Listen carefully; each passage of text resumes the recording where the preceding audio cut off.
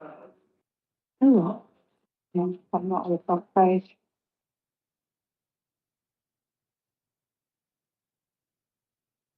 Good afternoon, everyone. Sorry we're starting a bit late, although the clocks are a bit fast, actually.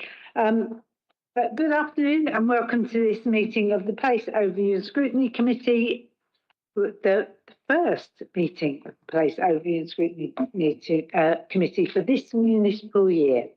Welcome to our new members and welcome back to our existing members. I'd like to inform those present that this meeting is being webcast live and will be capable of repeated viewing. Are there any members in attendance as substitutes today? Michael. Michael Creedy for the Older People's Council. Thank you. Apologies have been received from our Youth Council Rep George Woodhams and Bernadette Kent from the Older People's Council. So yeah, I did actually have you down as a guest from the OPC, Michael, so thank you. Do any members wish to declare any interest in relation to any matters included on the agenda? Councillor Miller. Thank you, Chair. I'd like to declare an interest in that I was Cabinet Member for Culture, Heritage and Tourism and was one of the witnesses to the Heritage Task and Finish Group. And a very good witness you were too. Thank you for that, Councillor Miller. I'm sure you'll be fantastic on this committee. Next, oh, sorry, Mark.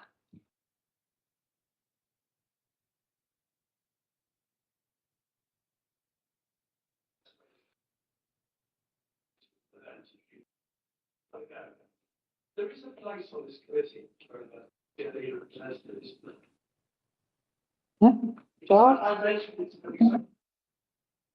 what it was, the council leader was there, Councillor Alexander was there, and it was about upskilling people from academic minority backgrounds to be in positions of responsibility where they were councillors. And I stood up and said, there is a place available already which no one is taking. Was I wrong?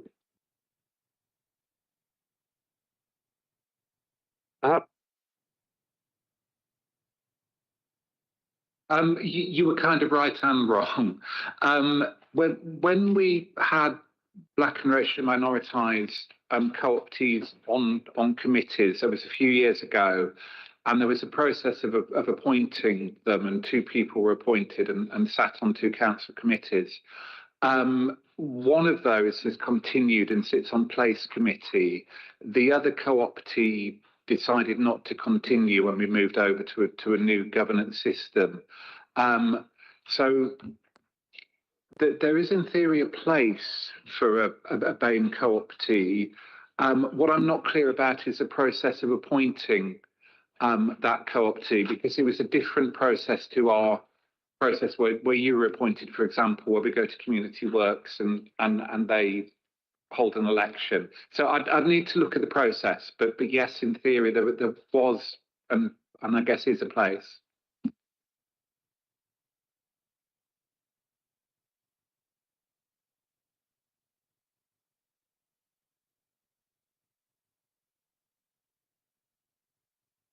Do that. It's a shame to not have that place filled. I agree. So meets with my approval anyway that you did that. Thanks, Mark.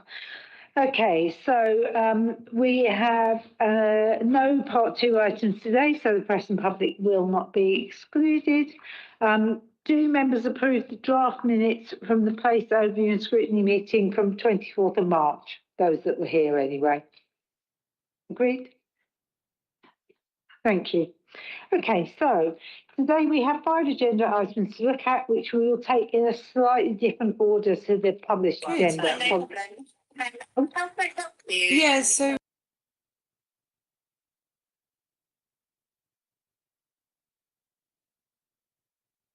that was, or what that was. I haven't got the usual screen in front of me, so I can't see if anybody is indicating. So maybe you can alert me if someone has their hand up on screen there or something. Oh, it actually looks for it. Okay. So We're taking the agenda items in slightly different order to the published agenda. We start with the Housing Safety and Quality Compliance Progress Report that has been regularly presented to this committee following the Social Housing Regulator judgment in 2024. Following that, we have a presentation giving an update on devolution with details and plans regarding the new Sussex and Brighton Strategic Authority, which was established earlier this year. Then we will have an update on City Plan, which is one of the most important documents for the city, where we will be informed on the emerging plans for consultation and the proposed timeline. We will then be looking at the final report from the Task and Finish group, which started back in November of last year, looking at heritage in the city. The group have produced 15 recommendations and will be asking members to agree to refer the recommendations to Cabinet for consideration. We'll finish the scoping report for our next Task and Finish group, which is on the visitor economy, as voted for back in March. Members are being asked to approve the establishment of this new Task and Finish group. In the interest of time, can I please request that both those asking and answering questions are as brief and to the point as possible, as we want everyone who wishes to contribute to have the opportunity to do so. We also don't want the meeting to overrun too much into the evening. I'm going to ask those presenting to keep their introductions as brief as possible to allow as much time as we can for questions. Thank you. So we are now moving straight on to, public involvement. There are no public questions. Member involvement, there are no member questions. So I've got that out of the way. So we'll move straight on to the first item that I just mentioned, the Housing Safety and Quality Compliance Progress Report. We're joined by Councillor Williams, the Cabinet Member for Housing, who is joined by Jeanette Laws, Corporate Director for Housing, Care and Wellbeing, Michaela Beck, Head of Housing Repairs and Maintenance, and Stephen Shiner, Head of Housing Safety and Regulatory Compliance. Councillor Williams, can you please give us a brief summary of this paper? Thank you, Chair, and I will be brief. So this report and the accompanying appendices provide a comprehensive update on the Council's housing safety and quality improvement journey following the Regulator of Social Housing judgment in August 2024. Together, they demonstrate both the scale of progress achieved and the areas where sustained effort is required to achieve the Council's ambition of becoming a great landlord. The overall direction of travel remains strongly positive, with, I'm really pleased to say, significant improvements across almost every area identified by the regulator, underpinned by strengthened governance, improved data quality, clearer accountability, and increased investment in specialist capacity. There are encouraging signs of sustained progress. And while recognising that there is still more to do, compliance levels across key health and safety disciplines are strong. Smoke alarm compliance, 99.9%. Domestic electrical testing exceeds 98%. Fire risk assessments are now fully compliant across high, medium and low rise buildings. And fire safety remediation has reduced from thousands of outstanding actions to a small residual backlog. Water safety compliance continues to improve, supported by stronger governance and improved data assurance and a shift towards a more preventative approach. The Council has also secured external funding for fire safety improvements, strengthened resident engagement and expanded specialist staff and established robust government arrangements that provide greater assurance and transparency than there was before, that existed before the judgment and existed before this, did not exist before this administration. So we've really made some great strides here, which I'm very pleased to report to you. But the report is equally candid about the challenges that remain and where renewed effort is required. The repair service continues to experience exceptionally high levels of demand, and this is driven by proactive outreach regarding damp and mould in particular, which has led to increased reporting And of course, we've been actively involved in encouraging our residents to report to us. So there's no surprise that they are reporting it to us. And I know Michaela's going to talk a bit more about that. So as well as the council's commitment to identifying issues earlier by operatives visiting homes, and when they do, and if they see any additional repairs, they will then report in. So they may visit a home about one repair. They didn't used to do this, and I think it's just completely sensible. While they're in that home, if they do see anything else, they will report it, rather than just walking away and just fixing a tap and not noticing something else that's been there. So I think this is very sensible, but it does look as if there are more repairs. But this is because we are actively seeking out those repair jobs ourselves. So I don't mind that. In fact, I'm quite pleased with it because I think this will help us in the long term. So while the surge in demand has increased the overall volume of open repairs, there is continued progress in reducing the historic backlog, with the oldest and highest risk repairs reducing steadily through targeted intervention and lots of additional investment. So the focus now is on increasing capacity, because we can work harder and we can go quicker, and that's where we want to go in the future. Improving productivity, accelerating the transition from reactive repairs towards where we really want to go is more preventative and planned approach to maintaining our homes. So we've got to get on the front foot here, and that is the aim of this. So we are going in that direction. Stock condition information remains an area of focus as the council builds the intelligence needed to support the future investment decisions and long-term asset management. The appendices set out how the council intends to build on this progress through the Housing Improvement Programme. And this focuses on 6 interconnected themes: resident voice, prioritisation and focus, leadership and culture, workforce capacity and capability, data quality and use, and responsibility for compliance. Together, these provide a very clear roadmap for moving beyond recovery and compliance towards the council's longer-term ambition of stronger resident confidence in us as a landlord in delivering safe and good quality homes. Thank you, Chair, and we're happy to take questions.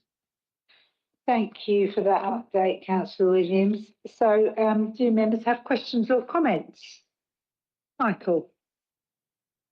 I'm a recent council tenant in sheltered housing, and I just want to say it's been quite an innovation to see how we've been encouraged to engage with the process of improving the reporting and actually having members of the reporting team come to visit us and say, is there something that we need to focus on? What kind of problems, are you experiencing? And I think in the whole, it's been productive. Thank you. Thank you, Michael. Julie.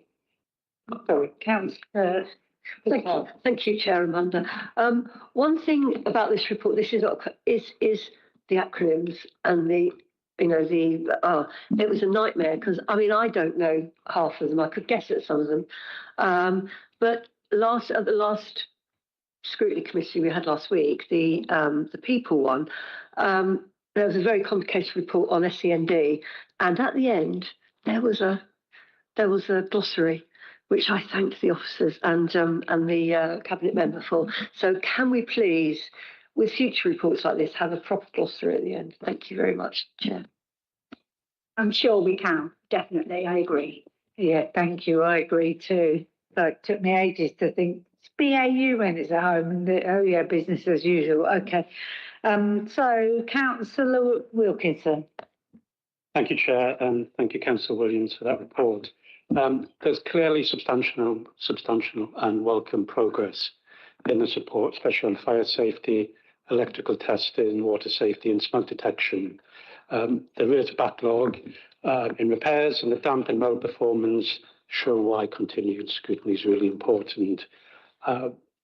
In terms of looking at compliance percentages and their improvement, I guess we need to look at whether residents actually experience safer homes, timely repairs, clear communication and confidence, especially on the data.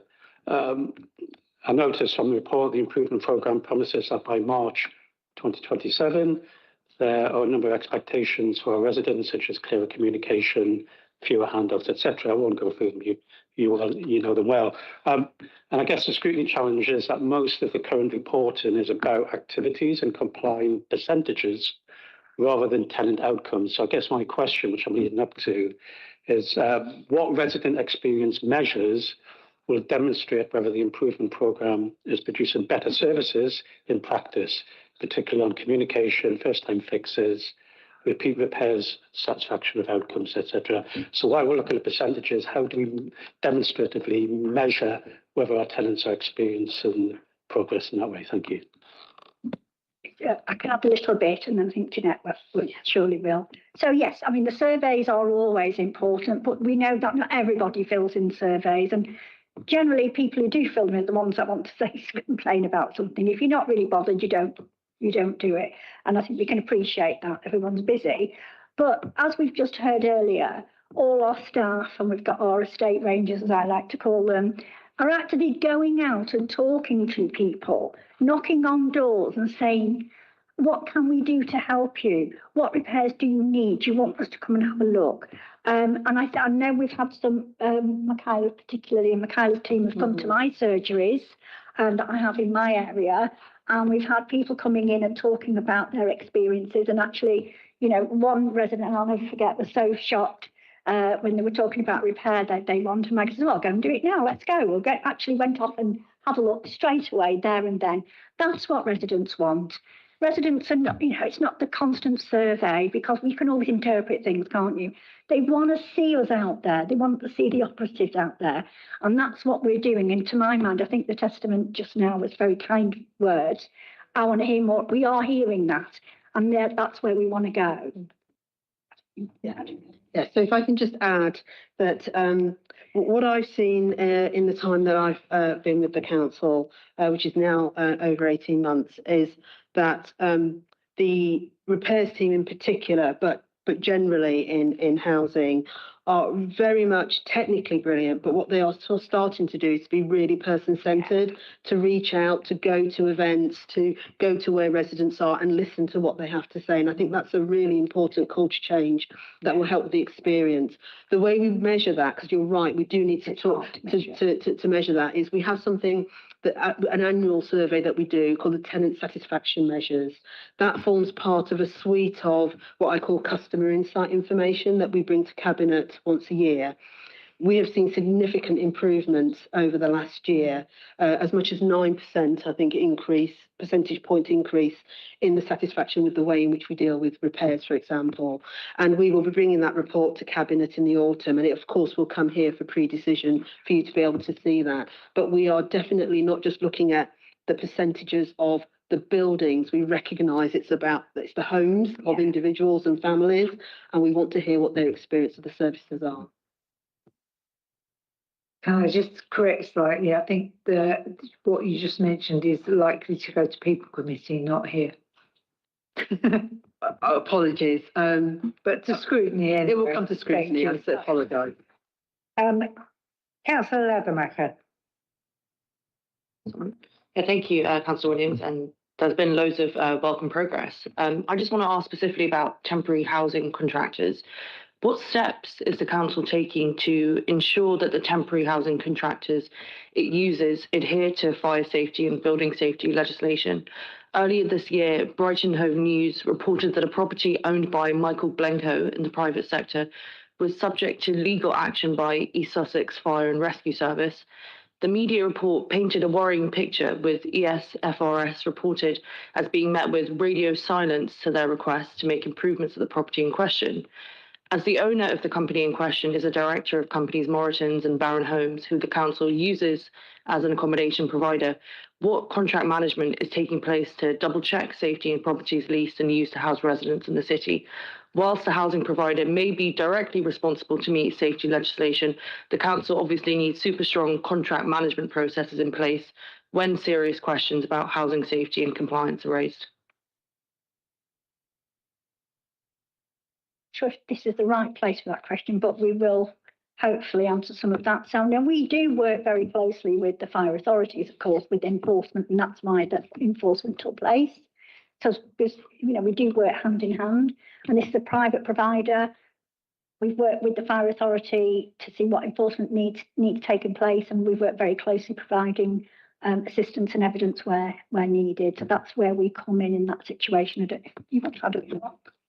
So what I can add is, if we distinguish between the temporary accommodation that the council commissions, and then there is private sector housing, which may be used for temporary accommodation that we have not commissioned, but nonetheless, we still have a responsibility as a council alongside the fire and rescue service in terms of enforcement powers and so on. And in fact, we are doing some work at the moment with them to think about how we use some additional burden funding that, because the government has given us greater powers to be able to enforce fire safety.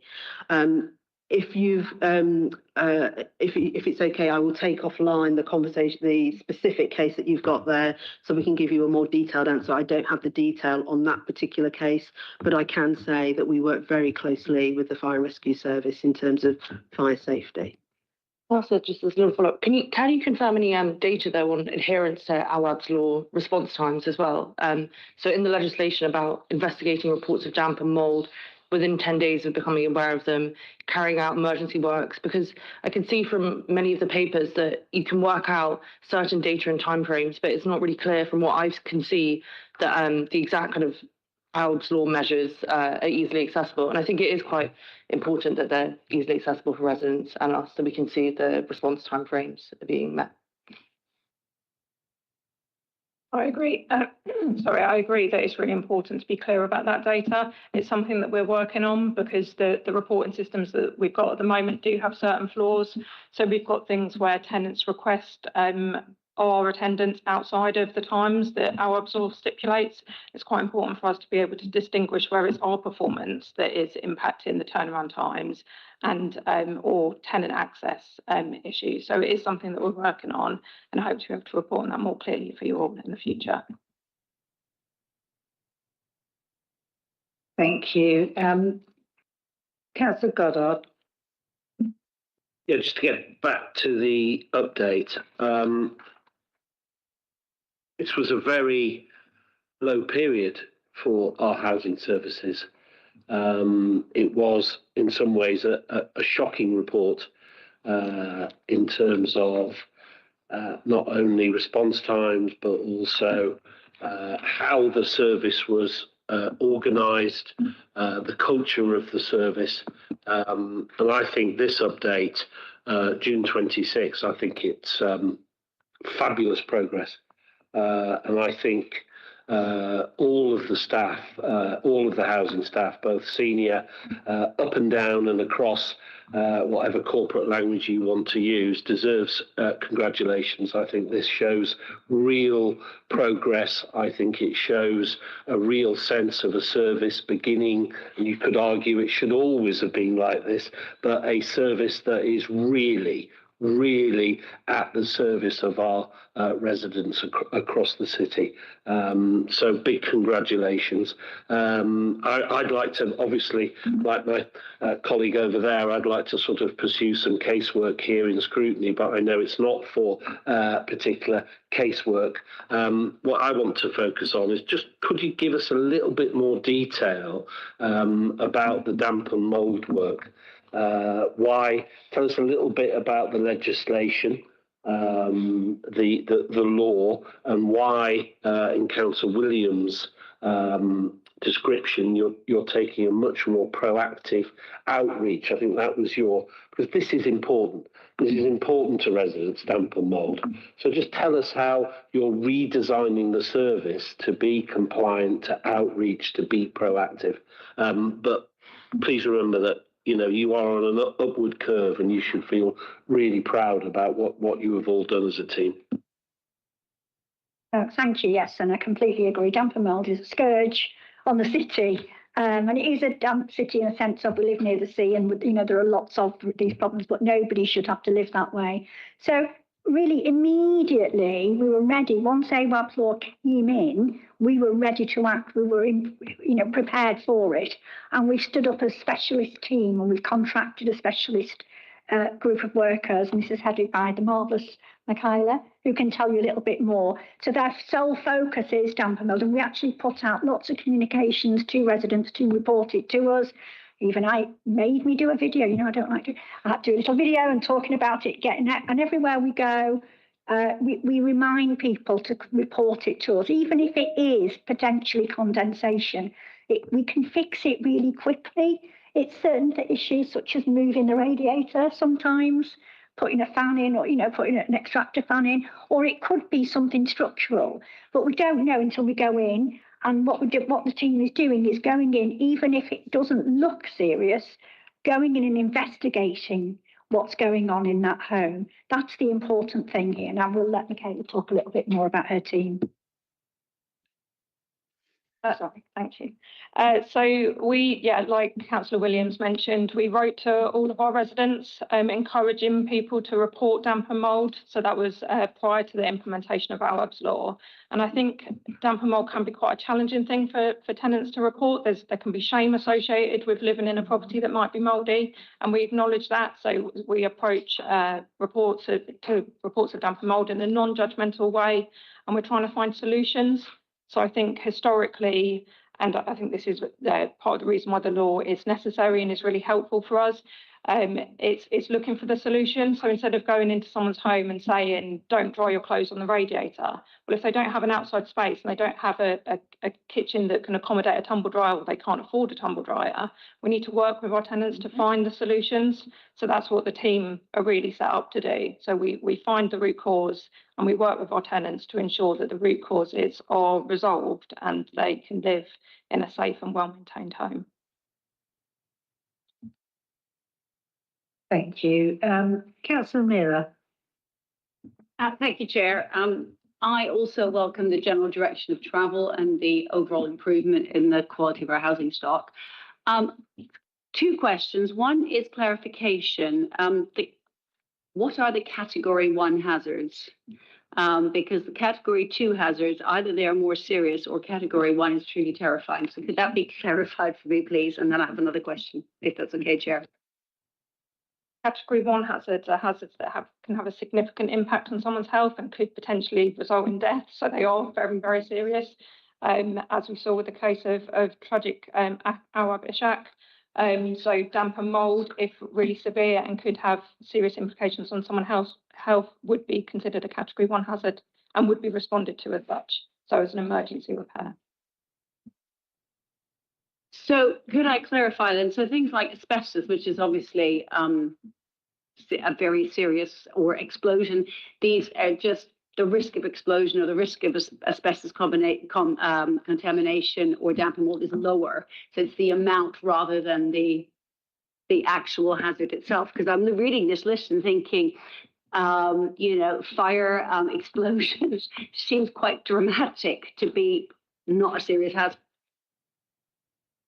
When referring to HHSRS, which I believe you're referring to, which is the Housing Health and Safety Rating System, there's scoring that's weighted against the hazard. So it's the likelihood of harm and then the potential outcome. So if the likelihood is high, so it's very likely, and the impact is very severe, then you get into your higher category hazards. Thanks. I understand that better now. That makes sense. And I think I'm with Councillor Cattell on a glossary and some explanations of things like that would be very, very helpful in making sense, because there is a lot to digest in the entire agenda, and this is a particularly acronym heavy report. My other question is this is anecdotal, but I have had reports over the past year from residents saying that when damp and mold that will be washed down and repainted, is that counted as a repair, or is that an interim improvement to deal with while we're waiting for the repair? I want to know where that sits in the repair scheme. So the washing down and the painting is a mitigation to the immediate health hazard. So that's the removal of the mold spores, whilst we look into the repairs that are required. So no, the washing down the painting is not job done, which I think in the past historically had been the case, which clearly doesn't resolve the root cause of the issue.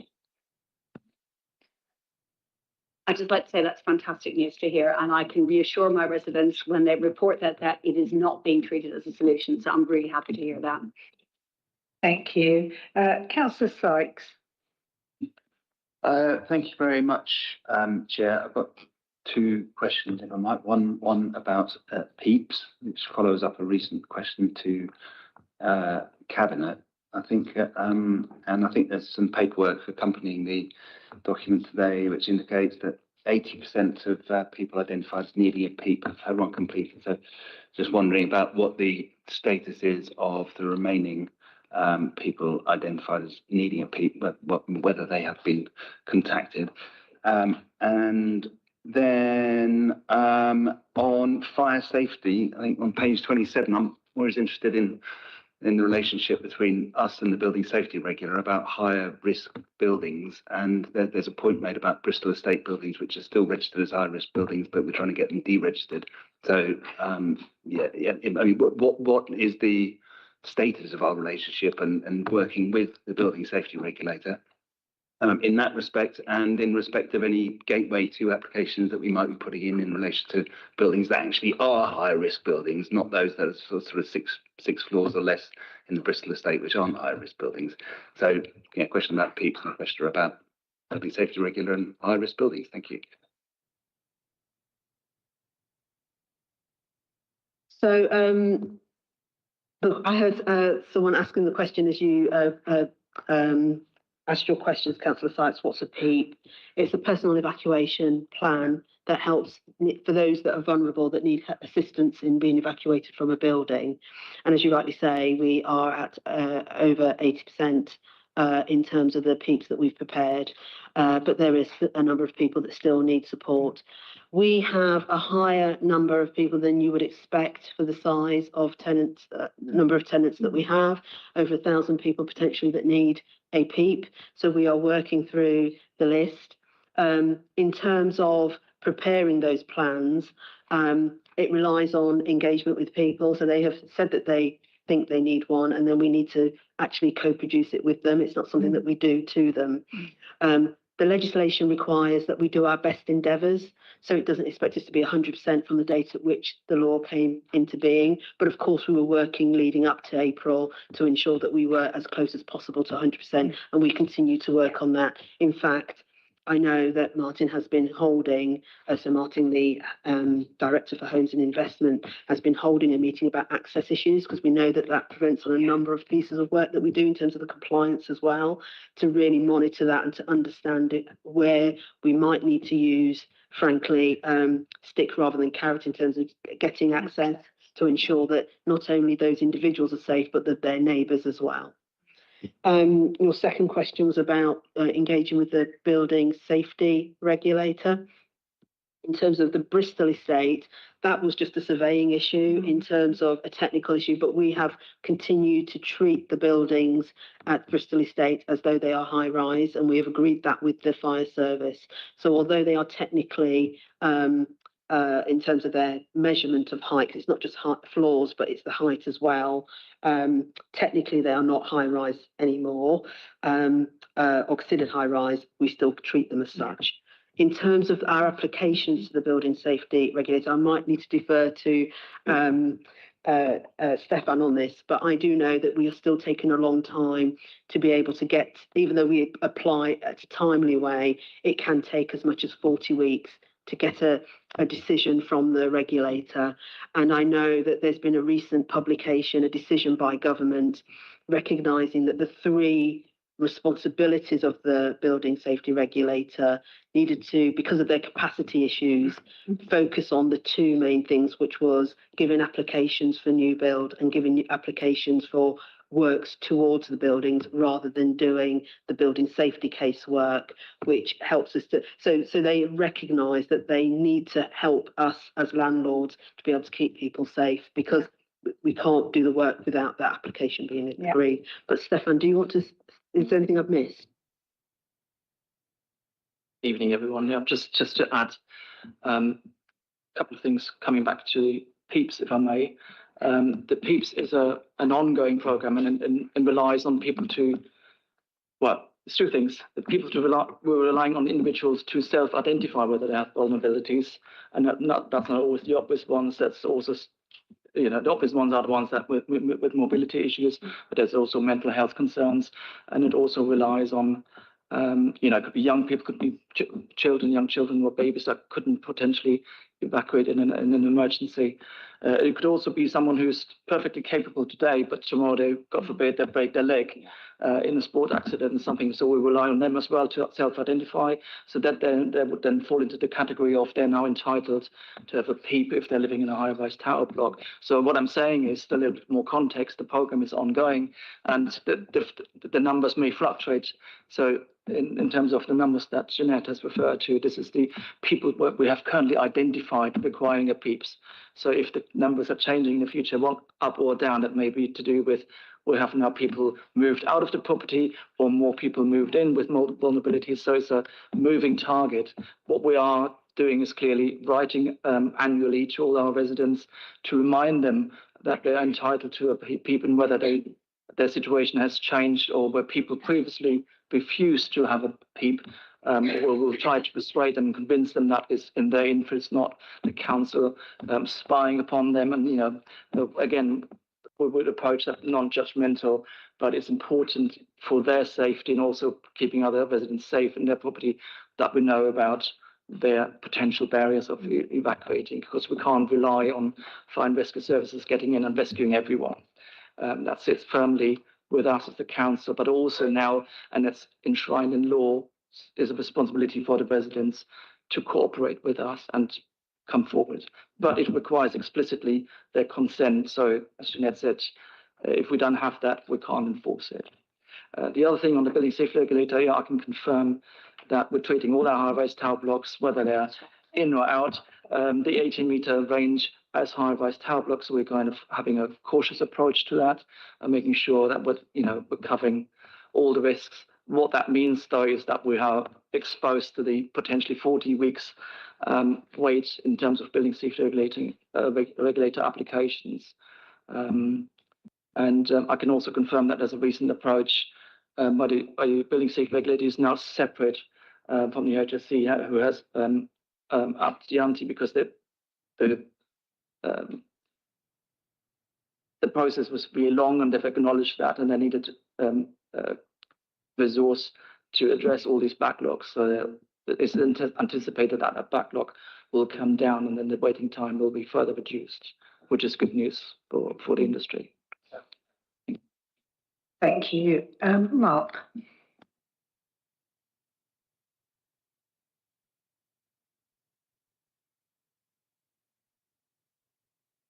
And in some of the blocks and areas I've been, notice boards are either empty or way out of date. They're like 4 or 5 administrations ago with councillors that are no longer councillors. And it's really, or if there's any information at all. Now, obviously, if somebody's reported something, they want to know it's been done, and that's great. But they also, people who haven't reported, want to know a process. Not everyone's going to go on the council website.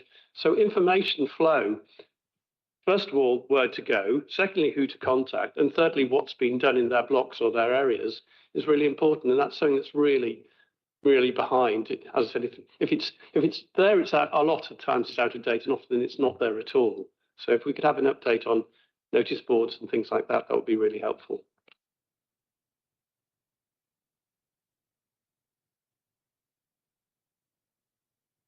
Yeah, be very happy to discuss with tenancy services team about how we manage notice boards. I think it's different in different areas.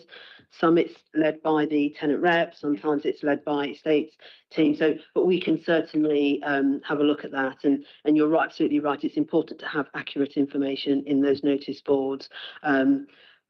If I can say, I mean, my dream would be that we had something more digital so that it was more, in time and kept in a more contemporaneous way. But we are where we are, and so we need to work with the systems we have. But I can certainly take that back and look at that and understand our confidence in how we do that.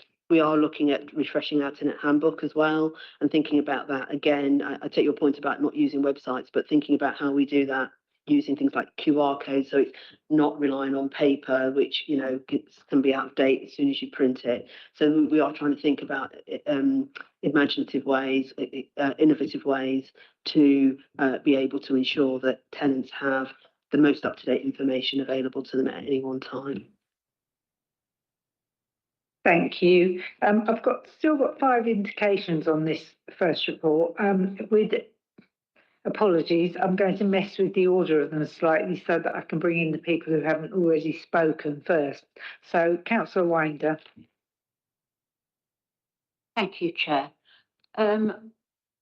Given that you're having to do so much work in catching up with the backlog, but things are improving significantly, at what point could you say that you've map out where the overdue work is no longer a serious backlog? Presumably you're doing like forward mapping of how things are actually progressing.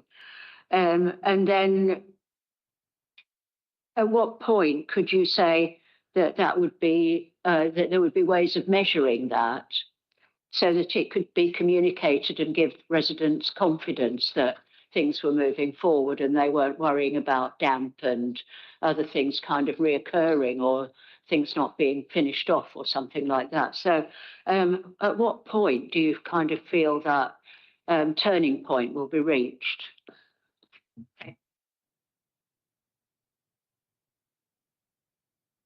So I remain hopeful that we're going to get there in a few months' time. So the amount of outstanding repairs is very dependent on the amount of repairs that come in.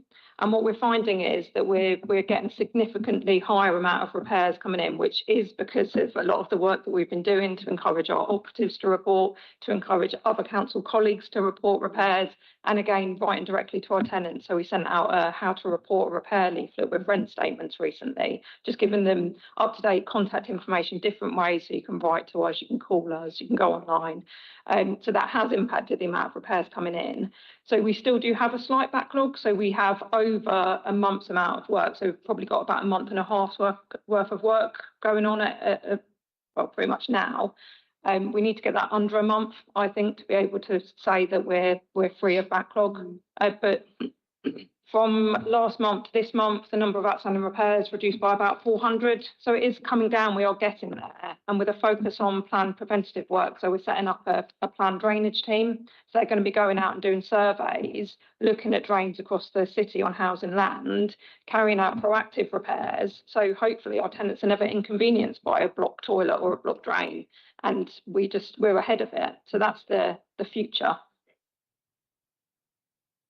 Thank you. Councillor Meadows. Thank you, Chair. I'd like to congratulate whoever wrote the report. It is, did they put it through AI or something? Because it feels like it's been sanitized to death a bit.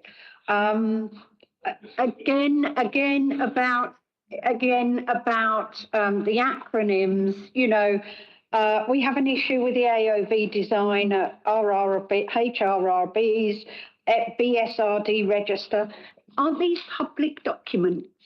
I mean, you shouldn't just put a glossary. Why not just write it so that people understand it? If you want the public and tenants particularly to be able to read these documents, then please make it in English. And I understand that officers are very good at using acronyms amongst themselves, but remember, not everyone knows, as you've seen with other councillors.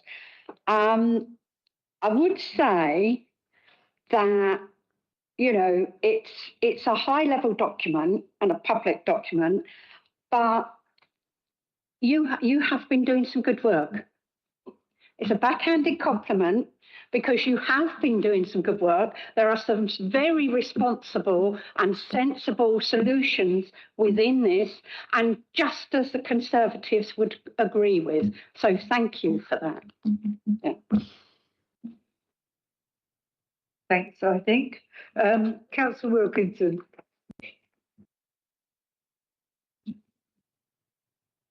Thank you, Chair. I'll try and follow that. just looking at the dashboard, it does show some less prominent but potentially important reductions, such as the asbestos common way role in compliance and the domestic lifts and stair lift servicing. And whilst these aren't the principal areas identified by the regulator, compliance should be the floor, not the ceiling. We all recognise that. So I guess my question is, can you explain the reductions in asbestos and lift service and compliance, particularly domestic lift equipment, which is at 66.7%? What's the reasoning behind that? Thank you.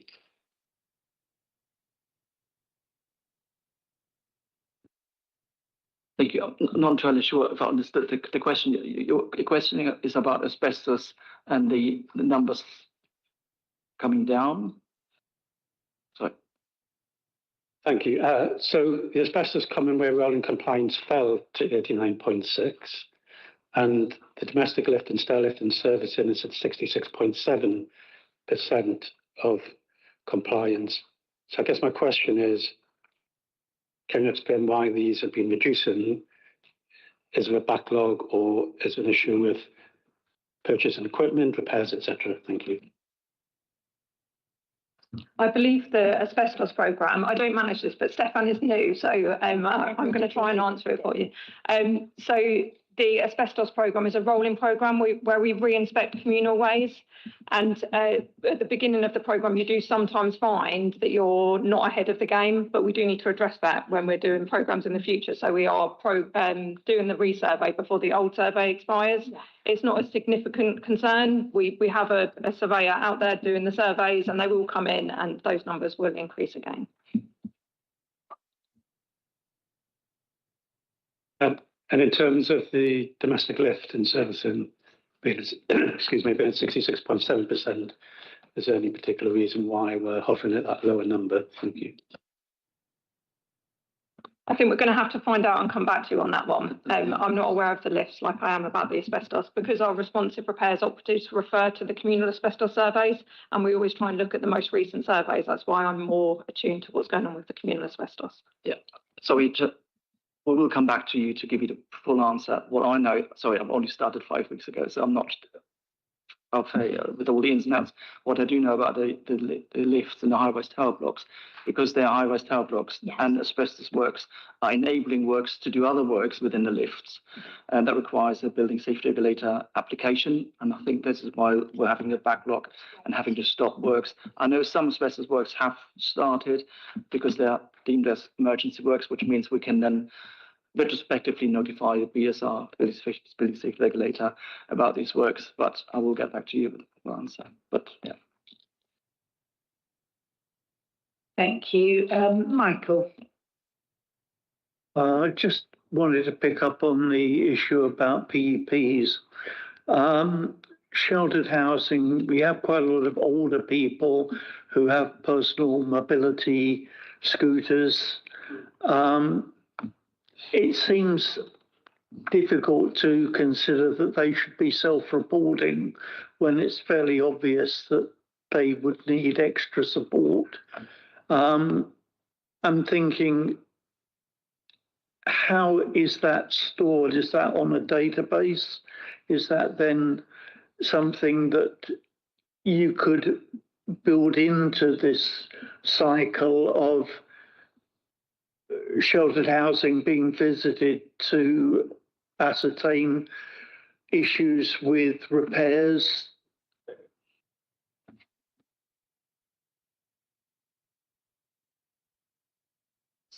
So I just want to check I've got the question right. So you wanted to understand about sheltered housing and in terms of self-reporting for PEEPs and in terms of evacuation, but also about repairs generally. Is that right? I was more than happy to just focus on personal evacuation plans. That's great, thank you. So it's a slightly different experience for residents in sheltered housing than in general needs housing, where we of course have scheme managers and staff who will know all of the residents in those schemes. We would not expect it to be that the residents there would necessarily say that they would want a PEEP. It should be part of their ongoing assessment in terms of their needs, and therefore it is a slightly different experience. So you're right to be concerned, because I wouldn't want it to be the same experience as in general needs housing. Thank you. Thank you. And finally, Councillor Miller. Thank you, Chair. My last question is, something I've realised in my ward while I've been a councillor is that there are small pockets, as it were, a house which is owned by the council and has a mixture of council tenants and council leaseholders. And I'm wondering, A, how you communicate with them, because I understand that there are sort of systems for communicating with the big blocks. And if somebody's digitally excluded in one of these houses, how do you reach them? And I also think, as a councillor, I don't know how my colleagues on both sides feel, but I think it'd be quite helpful when we are elected to be given a list of all council housing in our ward, not necessarily the names, but so we know where it is and we can actually engage and support. Because I can honestly say, I don't think I've ever seen anybody from one of those buildings at, for instance, an area panel meeting.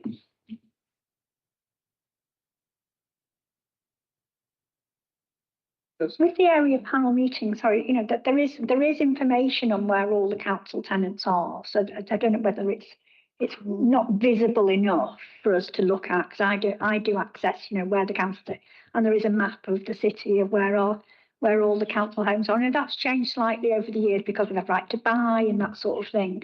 If you're talking about a block, where how is a council house leased and council tenants? I'm not sure what you mean there.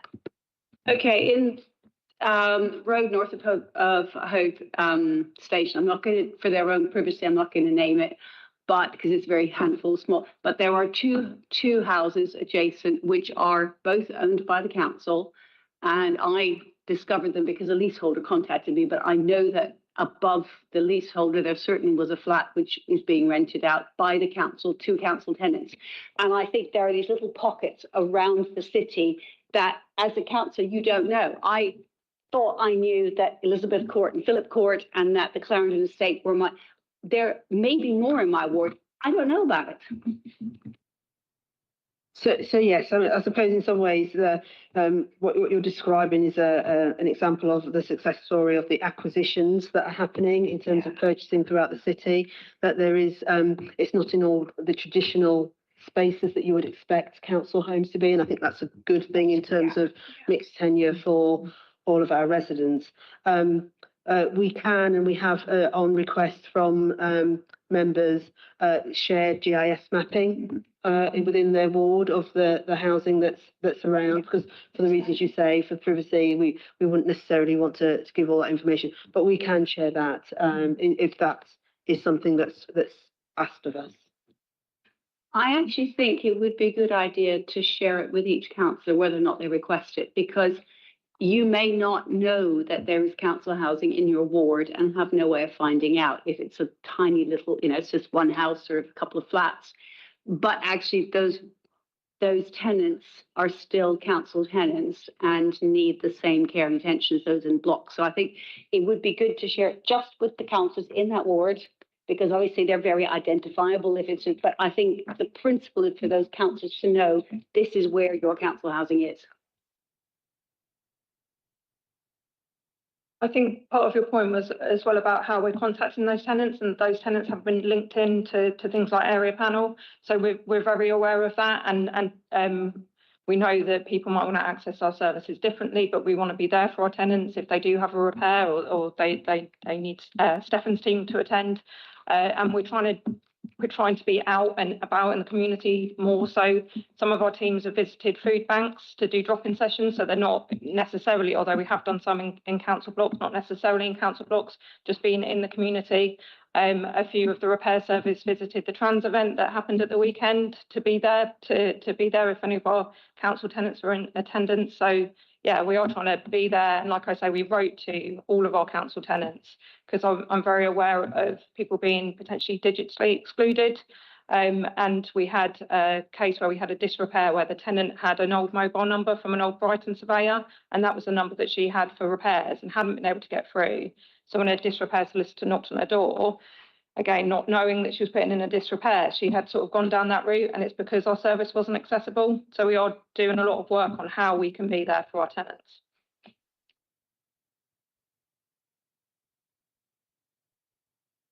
Yeah, and that is actually, I think it's really important that councillors are also able to connect with these tenants, because we are an important conduit and a source of advice. And so I think it'd be really, really helpful to share that now would be great going forward from now, but when you're elected, that is something you automatically are given information for your ward and only for your ward.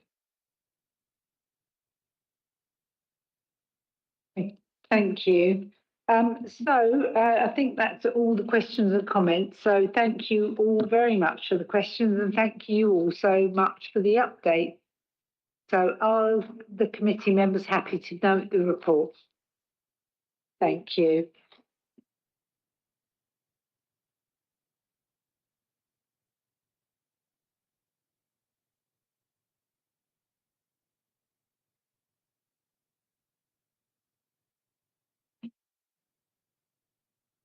They will in about 6 months. Right. So we will now move on to the devolution update. We have a presentation on where we are with devolution and the establishment of the new Sussex and Brighton Strategic Authority, and are joined by Councillor Sankey, Leader of Council, and Tom Cotton, Head of the Cabinet Office, who's been leading on devolution. When you're ready, Councillor Sankey, and sorry it's a bit later than planned, would you like to present your slides? Thanks very much, Chair. And yes, delighted to be here with you all this afternoon and to provide this update on devolution. And I think Tom is going to kindly get the slides going. So I think the first thing to say is that there has been a huge number of developments since I was last here talking about devolution. And I'm going to talk through, sorry, if you just go back to the last slide. And the way I'm going to structure things this afternoon is to talk through key milestones and achievements, the inaugural board meeting that we had in April, where we established our strategic authority for Sussex and Brighton, the AGM that took place earlier this month, and then I'll talk through how plans are developing so far across the authority's governance, its budget, the prosperity strategy that we're drawing up, the functional transition of key functions that currently exist within constituent authorities, and then the priorities for the council as we've identified them. And then I'm very keen to get into questions about all of these exciting developments. So next slide, please, Tom.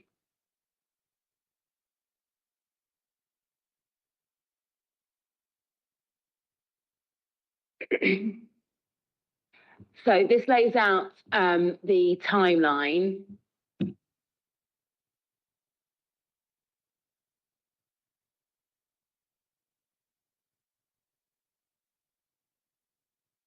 I'm just gonna get it up on my screen as well. There we go, yeah. So this sets out the timeline and what has happened in a relatively short space of time. So it was this time last year that the government provided approval for our plans for Sussex and Brighton to devolve.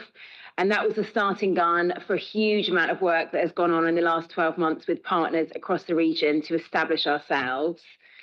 I stress that this work has all been delivered and these key milestones delivered, despite the fact that the mayoral election was ultimately pushed back. And of course, we had elections earlier this year in May in East Sussex and West Sussex as well, which means there's been a shift in membership of the Strategic Authority, but I don't think that it has at all kind of held us up in moving forwards. And I really do want to pay tribute to officers here and officers in East and West Sussex, who, as I say, have been working exceptionally hard against a very ambitious timeline. And I think we've made a huge amount of progress. So key achievements. We've established and invested ourselves. We've secured new investment funding for the region, which includes a long-term investment fund of £1.14 billion over 30 years. More immediately, we have just over £30 million released over the next 2 years, enabling early investment decisions and decisions about investable propositions. And then we've also additionally got over £9 million in capacity funding over the next 4 years to support our operation and getting things off the ground. What we've been focused on in the last few months is getting governance arrangements in place for this pre-mayoral period that we're in, making sure that we, despite not having a mayor, are setting ourselves up in a way that promotes stability and that encourages kind of visibility for this new body and the engagement that we want to see. And then we've begun work on our strategic framework, which is guiding a kind of phased development of a prosperity strategy that will ultimately be the thing that sets out the criteria for making key decisions about investments once we get to that next stage. So the inaugural board meeting took place in April in our beautiful Brighton Town Hall, in the anteroom there.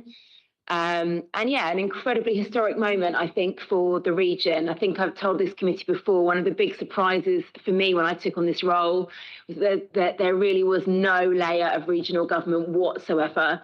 And I do believe that many of the challenges we face in the city and in our wider area are in part down to the fact that we haven't had enough of a strategic relationship across the whole piece. And there is huge amounts of evidence, particularly from Europe, where countries that are much less centralised and have really strong regional government do so much better in terms of economic growth, generating jobs, bringing inward investment in, and raising living standards. So then we had the elections, obviously, on the 7th of May. And then we had our AGM on the 1st of July this year. We made decisions about the appointment of board members. So each of the constituent authority has 2 board members elected to the board. We decided, as I mentioned, the beginnings of our approach to the pre-mayoral period and appointed the chair, which I'm very pleased to say is myself for this first phase. We agreed our budget for this year and then started looking at the strategic framework for the prosperity strategy, which, as I say, is coming in phases. We also looked at our functional transition arrangements, our pay and grading framework, and the appointment of statutory officers. And we also established our constitution and our local assurance framework, which is obviously essential for giving that crucial reassurance to government about how we will be making our decisions. Our pre-mayoral governance stipulates that we will take a collective approach to leadership. And I think, one of my key learnings, and I think it's a positive sort of evolution, is that, and I've spoken to mayors and other members of strategic authority boards in other places, that as far as possible at the strategic authority, you want to try and take decisions by consensus, find as much agreement as you can across the geographical area, and move forward on a consensus basis. So that is very much reflected in how we've approached the pre-mayoral period. And then the approach to chairing is that will rotate over this period, but doesn't mean that at any stage we're not trying to work very much as a collective. We are going to be making further decisions about lead members at our next board meeting, which is on the 29th of July. And the proposal is that there will be 6 lead members made up from the membership of the board in key strategic areas. And this really is to ensure that we can start kind of moving forward at pace. There's obviously quite a lot of work to be done, and elected member oversight on work that is being done by officers, whether in this organisation or at the strategic authority level, is really important. So we are proposing that there will be lead members on different key portfolio areas. And then our constitution sets out, I think, very comprehensively the rules around decision making, how decisions will work, how we maintain transparency. And then a very important decision that we took at our AGM was around audit and governance and overview and scrutiny. And coming up tomorrow at full council, we will be making our first appointments to those bodies, which I think is very exciting. And obviously, another key learning for me in speaking to other authorities, getting scrutiny right at the strategic authority level is very, very important. I think that's an important next phase that is about to get going. So on our budget, I've already touched on this, but we've got a really significant over £1 billion of investment funding, which is, as I see it, kind of seed funding for the authority. It's a split 50-50 in terms of revenue and capital. And this is really, as government's kind of start-up investment, which we intend to grow significantly. I'm very pleased to say, and I think this is being publicly announced for the first time right now, that in addition to the initial set of money that we've received, at our meeting next week, on the 29th, we will also be receiving and accepting further revenue funding from government, this time to specifically look at bus franchising across the whole area. So this was something that we in Brighton and Hove applied to the government for, funding for a feasibility study into bus franchising. And we received news just recently that not only are we being granted the money to look at bus franchising, but they're actually giving us more money than we asked for to look at the possibility of bus franchising across the whole of Sussex. So I think exciting early progress and a sort of demonstration. You get your initial seed funding, and then obviously there are more pots that you can bid into and receive to accelerate certain agendas. Set out in the slides there is further info on the budget. And then we're also developing our medium-term financial plan, which is a key document, really important for every organisation to have. Obviously, the way in which the strategic authority works is quite different to how we operate. They are much less about demand-led services with huge kind of pressures that can't necessarily be controlled or mitigated. This is much more about additional funding to pursue strategic goals. But there is quite a lot that this authority is going to be doing already, including, and we'll come on to it, some of the functional transitions. So very important to have a medium-term financial plan that we can keep under close review. The prosperity strategy. So this is setting out a vision for inclusive growth, and I define that to mean nobody being left behind, growth that benefits every community and every part of Sussex and Brighton, but crucially is seeking to support those communities, those residents that have perhaps previously been underinvested in by the state, that have not been able to accumulate the same kind of wealth and prosperity as other communities have. So that's a very key component of a prosperity strategy, and to identify what our key kind of strategic opportunities and challenges are in the region. There's clearly areas where we are strong, areas where we think we need to put more investment, and then the key outcomes that we want to see across the whole area as well.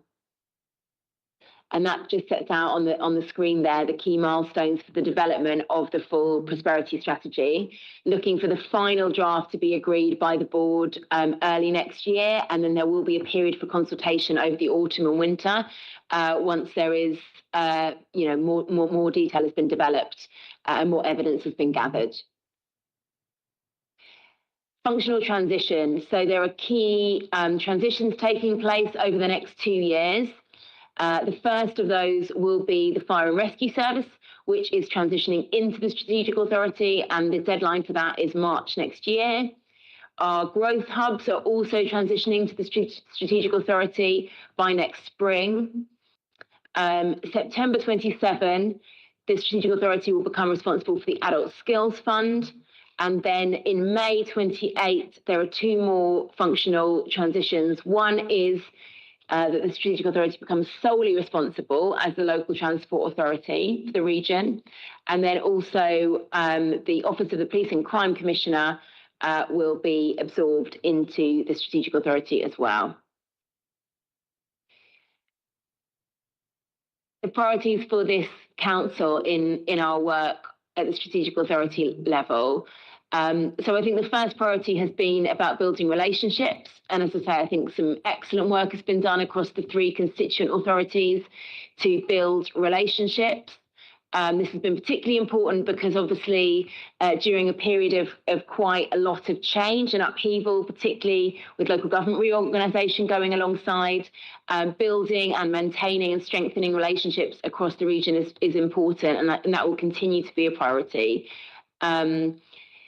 The development of the prosperity strategy, which I've touched on, is also key, as that's obviously going to be the guiding document for how we decide to invest this funding that we're bringing in. We've done a lot of work already with partners, developing the case for strategic investment. So obviously each of the 3 areas has a growth board. We've done engagement there. I previously chaired the Greater Brighton Economic Board, which has done some work looking at economic opportunities.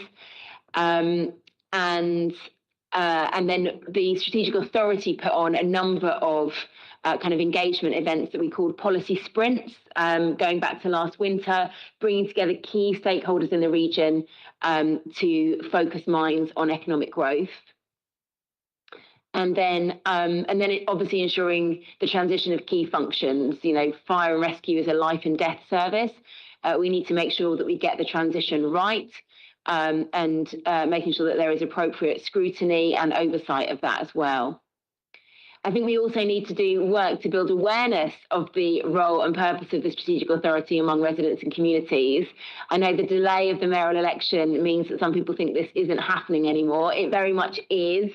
I suppose one of my reflections would be that with our new Labour Prime Minister, Andy Burnham, who himself was until very recently a mayor, making clear that devolution is going to be absolutely central to this government's agenda and how we meet the objectives that we're trying to achieve as a Labour Party and as a Labour government.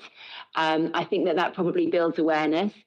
What I would also say is I think, the position we now find ourselves in, where we have set up our Strategic Authority, where we're starting to receive not just that initial seed investment, but like I just mentioned, already getting investment to explore bus franchising, I think demonstrates the kind of speed of change, the pace of change, and the way you can reset your ambitions as a place when you have devolution locked in.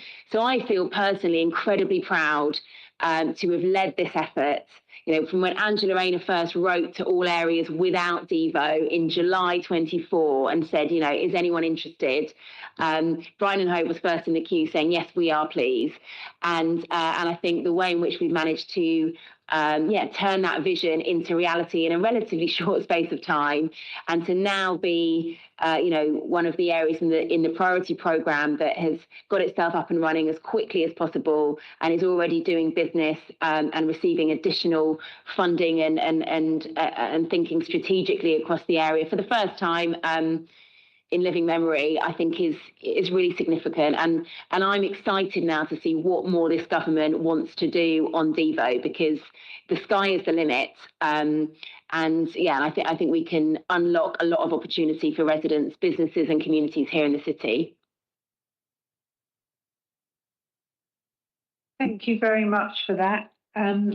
So got hands already, but I saw Councillor Wilkinson first.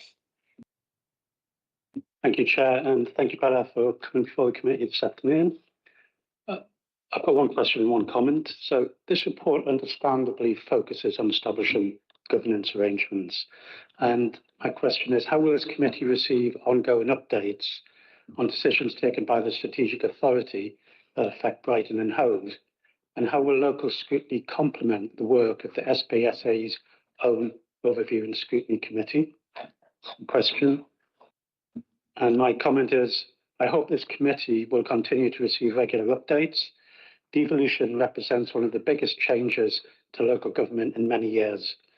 An ongoing scrutiny will be important to ensure that Brighton and Hove residents see clear and measurable benefits. Thank you. Sorry, Councillor Wilkinson, could you read your second bit again to me? Thank you. It was just a comment, Councillor Sankey. I'm just giving out the expectation that I hope this committee will continue to receive regular updates on the strategic authority, because devolution does represent one of the greatest changes in local government we've seen in this country for many years, and therefore ongoing scrutiny is really important to our residents. Thank you. Thanks very much for the question and the comment. I think you make a really important point, and I was actually reflecting before I came here today that it has been some time since I came to update on this, and clearly a huge amount has happened. So I am very happy, very pleased to come before this committee as regularly as you want to see and hear from me. We've set out a calendar of meetings for the Strategic Authority Board, and we will be, this month is unusual, we're meeting twice in this month, but that's really to finalise the governance arrangements. We will then, however, come September, be meeting monthly. So when I talk about the pace of change, we're really wanting to move. So very happy to come here as much as you want to see me and to receive updates. And I think you're absolutely right, Councillor Wilkinson, that yes, the scrutiny that goes on at the strategic authority level is very important, and obviously members here will be very much involved in that. But there also needs to be that relationship of this body and everybody, all elected members in Brighton and Hove, knowing what is going on, getting regular updates, and being able to have an overview of that and feed into it. Should just add that we have this afternoon penciled in LGR, so not Devo, but related for the September Place Committee. So just so you know. Okay, Councillor Sykes. Thank you very much, Chair. I'm going to say this because I know it sounds really churlish, but I just wanted to make the comment I've made it before, that the more our speakers speak, then the less we have time to scrutinise. And we have had the slides. We're able to read the slides. I really appreciated your comments towards the end, which are sort of maybe national contextual. But for the rest of it, I think. Sorry, I wanted to ask a question about money. The key achievement slide talks about 1.14 billion of investment over 30 years, and then talks about 30 million over 2 years and 9 million over 4 years. And then the SBSA budget slide, again, refers to 1.14 billion, 50-50 capital revenue. And the 26-27 budget is 32 million, and then in revenue, 88 million capital. How do they add up? And if the second slide is true, that appears to be significantly front-loaded in terms of capital and revenue across the 30 years. So is that the case? So those slides don't, for me, add up. Thanks. So in terms of budget, there is budget that we are receiving as part of the investment fund. So that is the 1.14 billion over 30 years. So I'm just going to turn the sound off on this. We then have obviously some of that being released in this first phase, pre-mayoral. So we don't get our what will become our regular annual set of the investment fund in the first few years until the mayor is in place. So it's a slightly lesser amount. We are also receiving funding, and this might be where the discrepancy is, according to certain budgets that are essentially being passported through the authority in this first phase. So some transport funding, some skills funding. That's just the way in which that money is then being passported to us. So at our meeting, at our AGM earlier this month, there was some EV charging funding that goes through the authority, but is getting direct, immediately passported down to us. So I think that'll be where there's a discrepancy. It's not that those are the only budgets that will be sort of coming through the authority. Thank you. Michael. Thanks for bringing this report. It's been quite interesting in itself. I think my main reflection here is that Sussex is a very large unit, and I would consider it to be a challenge in itself for any one part of that unit to be able to give equal consideration to all the parts that make it up, by which I mean if you're living in a little place like Selsey to the west of Sussex, we would have as little interest in what happens in Brighton and Hove or further east as Brighton and Hove may have in Selsey. And I think it's really a challenge to say, how do we treat each part of that, each village, each city, town in that unit of Sussex equally, rather than getting caught up in the, we got some more money excitement of it all. Thanks very much for your question. I suppose I'd respond to it by saying this. I think it's very clear that the many and varied communities that make up Sussex and Brighton, whether it's coastal towns, whether it's our big, bright and vibrant city, whether it's some of our rural villages, clearly there are many, many unique communities in this place. And what this project is not about is saying we are all the same, it's one size fits all, we've got to have the same approach to how every community is supported and treated and dealt with. What it is about is saying that in some areas we are stronger together when we work in a systems-like way, when we work strategically, when we focus on what the kind of core challenges and the things are that are holding us back.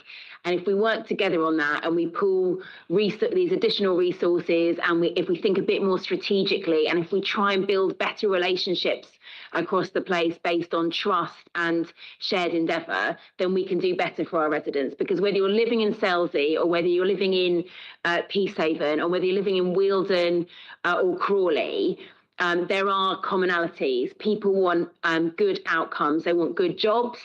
They want good transport services, integrated transport services, affordable transport services. They want, good education. They want health outcomes that mean, you're not held back because you live in an area that has lower income than those areas with higher levels of income. So there are shared challenges and shared opportunities. And I think this project is about finding what those are and then working together to do better for people. Thank you. Thank you.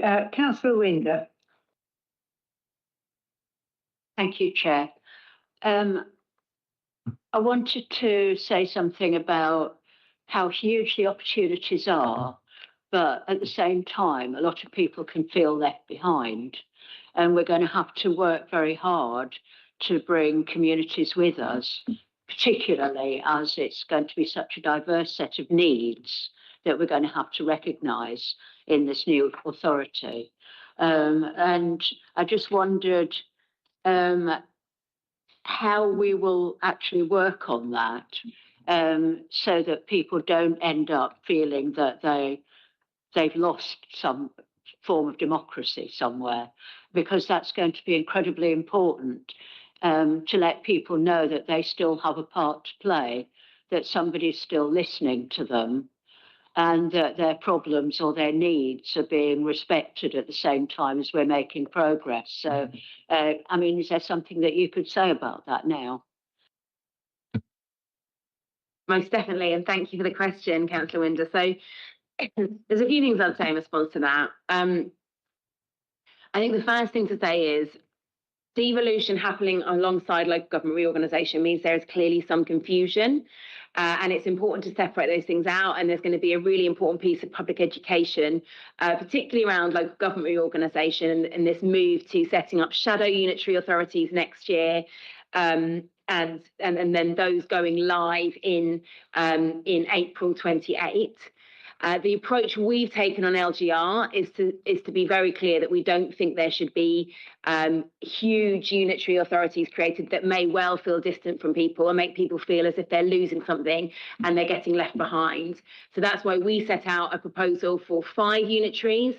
The government seems minded to move towards 4 unitaries. To my mind, that is far preferable than trying to have 3 unitaries for this whole place, because I think there is a sweet spot and local government needs to keep that close connection, and people need to feel responded to. We obviously already have a unitary authority in this city, but for the vast majority of Sussex, they don't. I actually think, based on my knowledge of leading this authority and speaking to lots of councillors that currently exist in a 2-tier area, that there's a real opportunity with unitarisation for people to actually feel more connected and feel as though their council is more responsive. So gone will be the days of, which council do I take this issue to? And oh no, the 2 councils are fighting over who's responsible for this. And, there's no strategic alignment between them. And actually, there's different politicians represented on each one and they don't get on. And so nothing's getting done. So hopefully that will be a thing of the past. And I think people will really see the benefits of it in a real and tangible way. So that's the first thing. And, it relates to local government reorganisation, but the things are linked. On devolution, I suppose what I would say to you is, in terms of the democratic mandate, I support the fact that the government has brought back the supplementary vote. I think when you're electing on that scale, it's going to be 1.7 million people electing directly a mayor for Sussex and Brighton. Trying to find a greater level of consensus is a good thing. And so I think that's good, and I think will help mitigate your concern around people feeling left behind or there's things going on that they've not had a say in. So I think we've got a good, a better voting system in place now. And I suppose I'd also refer back to my comments about our new Prime Minister, Andy Burnham. I was actually in Greater Manchester on Sunday, out campaigning for what we hope is going to be his replacement, Bev Craig, for us, or not for us, for them. And I went out on the battle bus and I did quite a lot of door knocking. And I think what's happened in Greater Manchester with devolution is a very good example of how, if it's done well, if it's done right, it can actually make people feel much more empowered, much more seen, much more heard, much closer to the exercise of power. And I think that's what we should be aspiring to here. Every door that I knocked on in Greater Manchester, people knew Andy, and they had something to say about Andy. When he won his last election there as mayor, he won every single ward in that place. So I think, a time when trust in politics is pretty low and we've got our work cut out to try and rebuild it, I actually think that devolution done well can support that endeavour rather than sort of detract from it and feel too distant. But a lot of that depends on how it's done, the sort of tone in which it's done, the ability of those involved to be transparent and open and honest and communicate. I think that's critical. Coming to the news of today as well, I'd say that we've just had it announced by our new PM, former Mayor of Greater Manchester and now Prime Minister, that from January bus fares are going to be capped at £2, which is brilliant news and really positive. So he's taken a policy that he developed for Greater Manchester and he's now applying it across the country. So I think you know, as I say, I think it can show that actually things can shift in that direction from the grassroots up, rather than, you know, feeling too top down and people having things done to them. You, going to go in order, but I've got you down. Councillor Goddard. Oh, okay. You ceding to Councillor Fishley. A little bit later on, we're going to be talking about the city plan. So I was just wondering how that's going to fit in with devolution and the new mayor, because we'll be setting, who's going to be setting our housing targets, the government or the mayor? So when it comes to planning and the local plan and the development of the local plan, that all is going to stay principally with local authorities. So that is something that, you know, as we have done previously here and has been done in, you know, across Sussex, local authorities will be leading on the development of their local plans.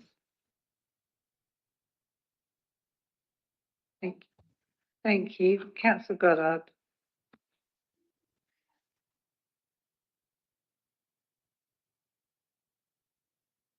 Thank you, Bella. Thank you, Councillor Sankey. I thought that was a very ambitious, at speed overview of progress made. I loved the fact that you were also reflecting on the journey. I think Michael's question around connecting places like Brighton and Hove and Selsey or Brighton and Hove and anywhere are absolutely the nub of the challenge. Building place in Manchester has taken a good decade. It's taken great leadership. It's also taken a different type of politics. I also want to overestimate the fact that it takes a different type of politician too.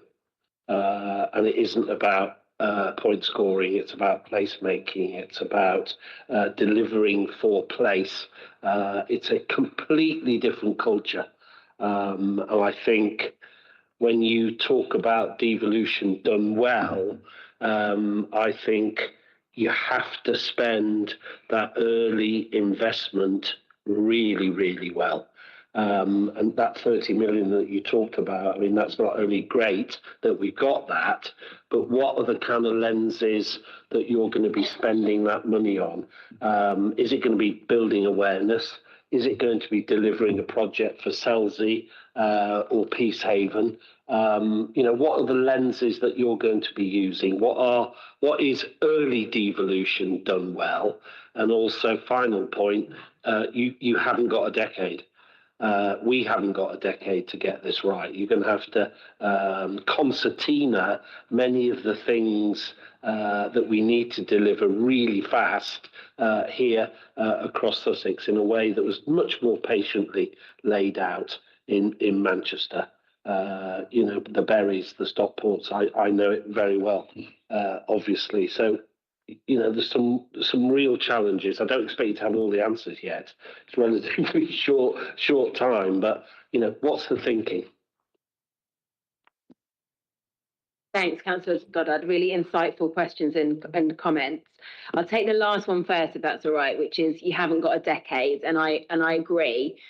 What I would say, though, is I think the progress we've made in 2 years demonstrates that we are doing this in an accelerated way, and we're doing it successfully in an accelerated way. So you're absolutely right, I think, to reflect the you know, the many years of work that went into place making and place shaping in Greater Manchester and building those relationships between the constituent councils that now all sit around that board table. And, you know, we went from what I believe to be quite a standing start. I obviously wasn't personally involved in the previous attempts at devolution in Sussex, but I don't feel, you know, any of them particularly went very far. And I think there clearly wasn't alignment around, you know, the shape of the thing, even the geographic unit. So, you know, that letter I referred to when Angela Rayner wrote out to everywhere to ask if they were interested, the response that went in from Brighton and Hove talked about Sussex devolution, but West Sussex and East Sussex at that point were only thinking about devolution on their own footprints. So I would say, given where we were and the sort of standing start, I genuinely find it quite incredible how far we've come in 2 years. And we've done that even through, as I say, quite a lot of turbulence around local government reorganisation, a set of elections earlier this year where, you know, the two partners that we have in this changed their political administrations after, you know, very lengthy periods of different political parties running the show.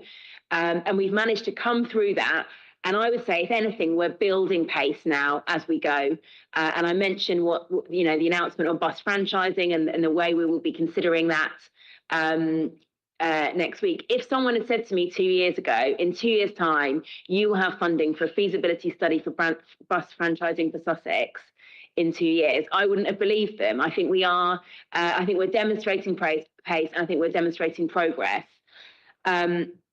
Your question, Councillor Goddard, about, okay, that first tranche of funding, how are we going to think about allocating it? And, you know, these are my thoughts at this point. This hasn't been something that has been sort of caucused yet, and we've not got an agreed plan. But my thinking on this would be that we need to identify very quickly, as I mentioned in the presentation, the key areas of opportunity and challenge. And then I think with that early tranche of funding, demonstrate that we are minded to, and we have the sort of appetite for leaning into both of those things.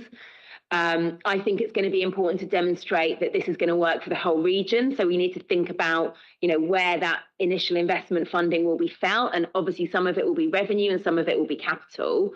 I think we want to also show people the different strategic areas that we're going to work on. So obviously some of that is transport related, some of that is skills related. I think we want to, you know, look across the piece and early on sort of show people what we're about, what is possible, and the sense of ambition that we've got as well. Yeah, so that would be my answer at this point. But I think it's a very important question, and obviously as our thinking evolves, I'm very happy to come back and talk about that more. Thank you. Mark.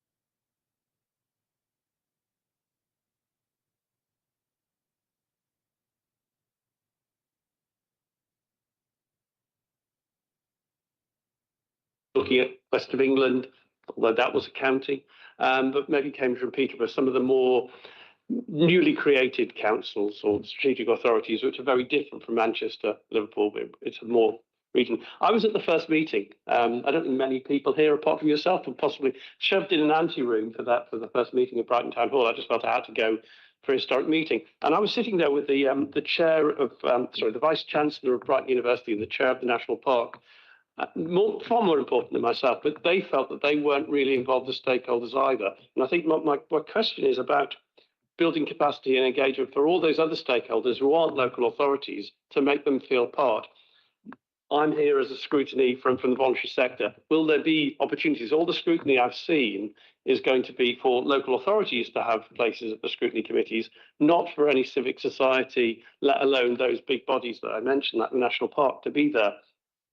We don't have much money. We don't have the resources that local authorities have.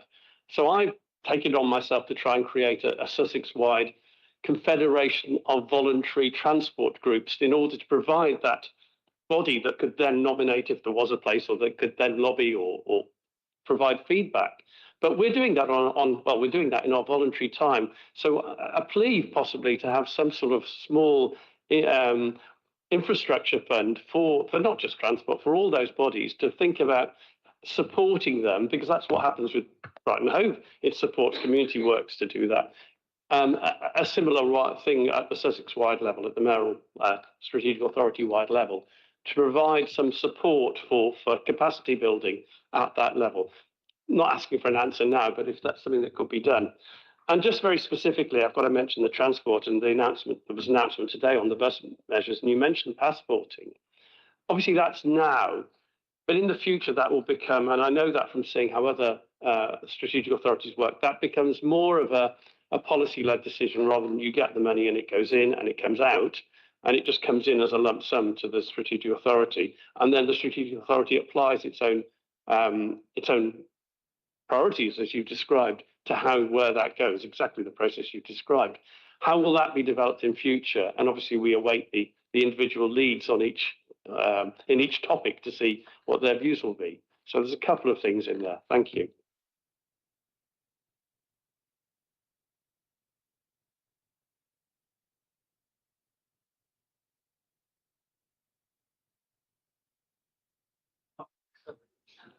I pressed it. It's that mic's not working, so.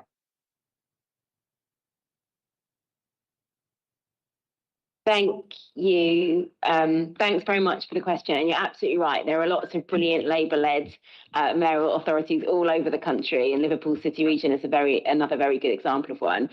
I mean, my view on that is it's important for us not to be, I suppose, trying to copycat any one place. Sussex and Brighton are very unique on their own sort of strengths. I think there is a huge amount of good work that has gone on in several different combined authorities, whether it's work on skills, work on transport. There's actually now quite a diverse range. And so we're very much about looking to draw on the best examples and apply those here, but also learn the lessons for where, in some places things have gone wrong, and making sure that we try and mitigate that. But I think you're absolutely right. It's not just one place that has done well. There's a lot of places.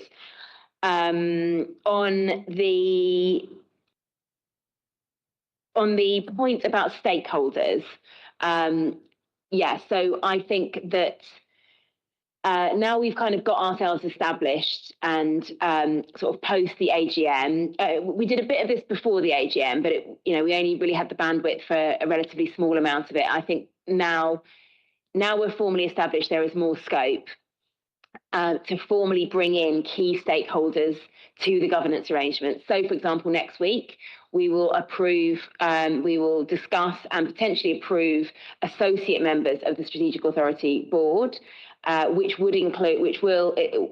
proposed is that one of those associate members will be the chair of South Downs National Park. They will sit around the table. They will not have voting rights, but given the significance of them as a planning authority and landowner, my very strong view is that they should absolutely be sat around the table, involved in inputting into strategic decisions and develop, we need to develop, an ever closer relationship with them to get the things done that we need.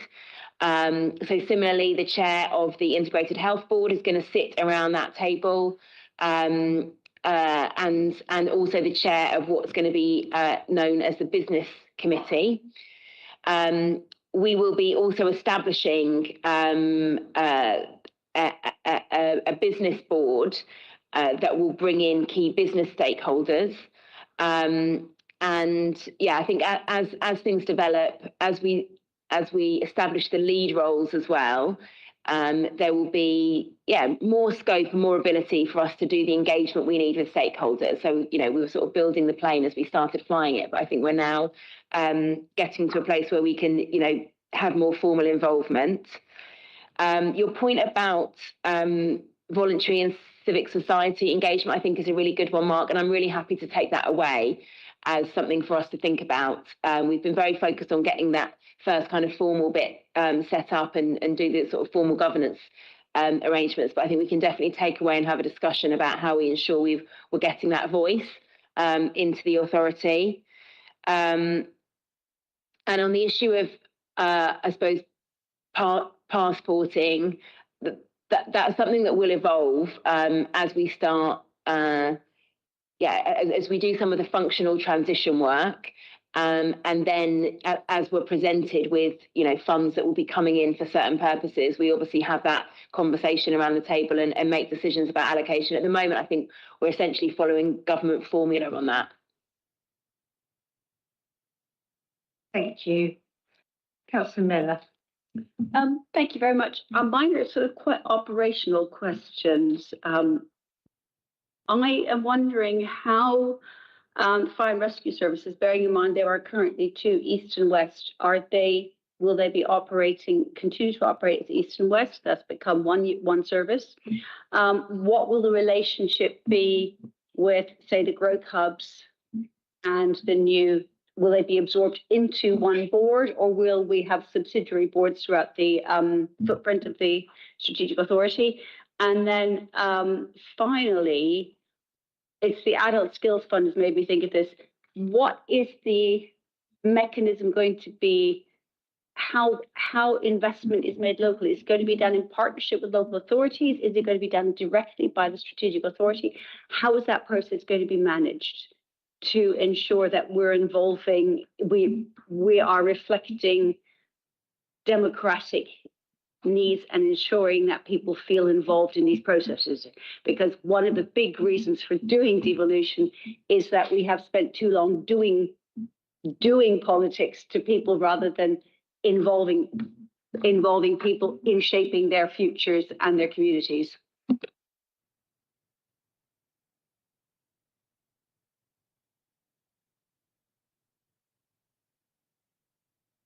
Yeah, on fire transition. So those transition conversations have started. So they have set up a kind of a transition governance arrangements, which involves both fire authorities and thinking about what that future state looks like for the delivery of what will be a single fire authority in terms of the strategic authority across the region.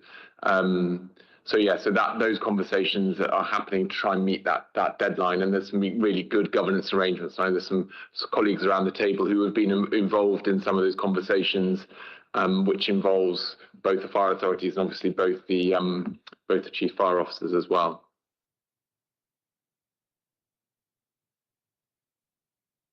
Yeah, and on growth hubs, so the strategic authority receives the funding for growth hubs. I think, again, during those transition conversations, it's about what model is best going to deliver for what businesses need across the region, whether that's a kind of single unified model or something which is more about delivering through, could be based on kind of existing practices within each constituent authority. So that's part of the conversation for the transition process that was set out there in terms of figuring out.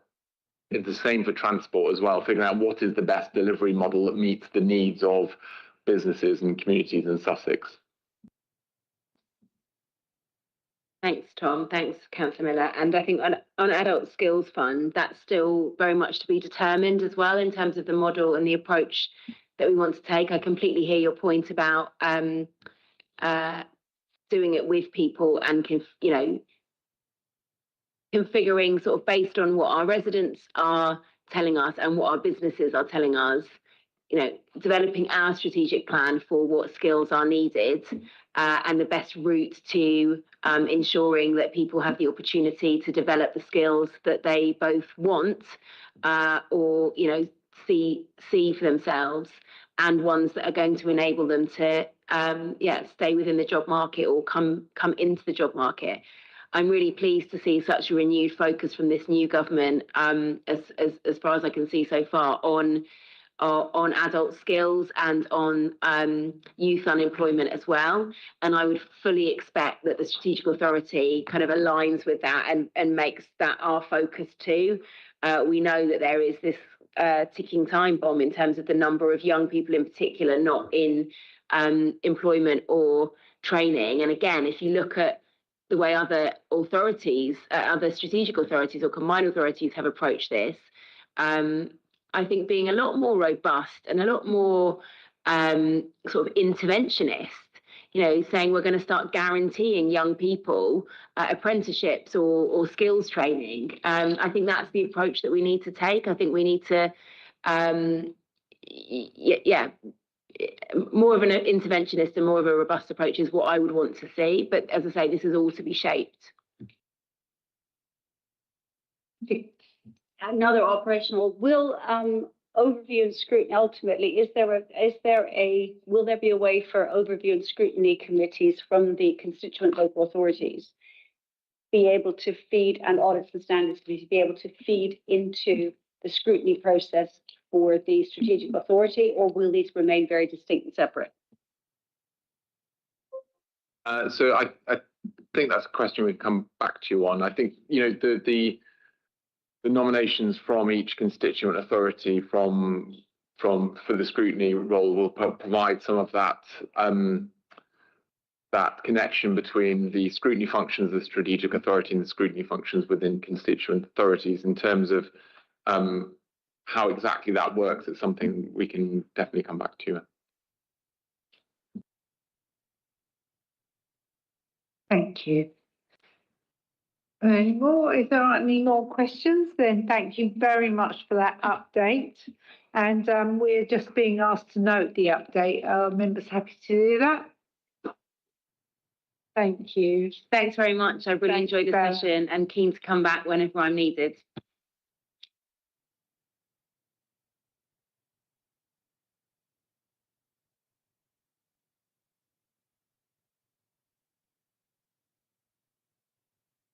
Right, our next item, have we got councillor? Yes, we have, I can see him. Okay, so our next item is the delayed city plan update. So we've got several people in the room, but we've also got Councillor Taylor online from London, so he couldn't get here today. So we've got Steve Hamlet, Planning Manager, Nicole Hurley, Head of Planning, and Max as well.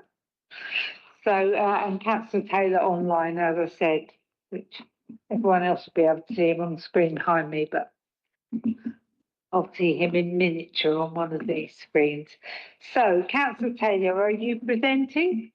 Yes, hopefully you can hear me, and happy to start. We've got some very high level slides, but I'll mainly just sort of whiz through and give an update. If we go to the first slide, obviously, you know, as a reminder, I know committee know about it, but the city plan is the most important document about planning and use of land in the city. Broadly speaking, what a city plan does, and we currently have one in two parts, is it sets out all of the local specific planning policy documents, so the policies, which then have an effect in the planning process when people are putting in planning applications. And then it also does spatial allocations, so tries to allocate pieces of land within the city for certain purposes.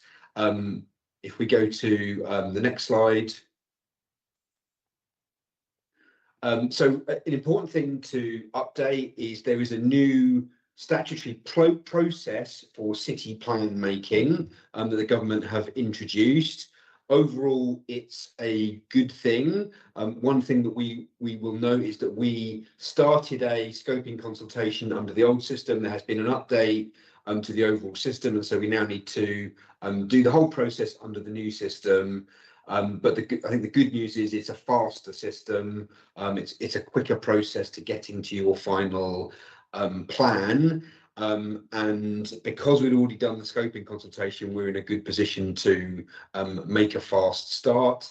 And indeed, we have had government funding of £108,000 to do this plan making process, which is a really important bit of funding to support the officer capacity and some of the studies required to do this process. If we move to the next slide, we came to scrutiny last year. It doesn't feel like a whole year ago, but perhaps it was. And we talked about city plan and sort of some of the high level issues. Obviously the key update is that Cabinet has agreed. If we go on this slide, well, we can just talk to it. Cabinet has recently agreed to proceed with the formal plan making process. And what that means is we have now launched our official scoping consultation. That launched last week and will now run throughout the summer. I just want to be clear about what that consultation is, because as I say, we did an initial scoping consultation previously, so we have much of the input and data. So when members or members of the public go and have a look at that consultation, they will see that the format of it is quite a lot of a summary of the detail of the key issues that were drawn out in the previous scoping, and then some key questions about how we deal with that information and input. And it's trying to draw out really the key questions we're going to have to answer in our city plan, and also to be frank, some of the tensions within that, because when you have a city like ours with very constrained amounts of land, there are some inherent tensions into what we want to be able to achieve in the built environment in the city. There's tensions between employment land versus housing land. There's tension between the viability of housing and things like density, height, massing, but also environmental considerations. And so this scoping consultation tries to draw some of that out. Next slide, if that's okay. I'm trying to be speedy so I don't get told off by Councillor Sykes. Local government reorganisation is just worth mentioning. It was being touched upon, which is just to be very clear that yes, of course, there has now been a decision made by the government on changing boundaries.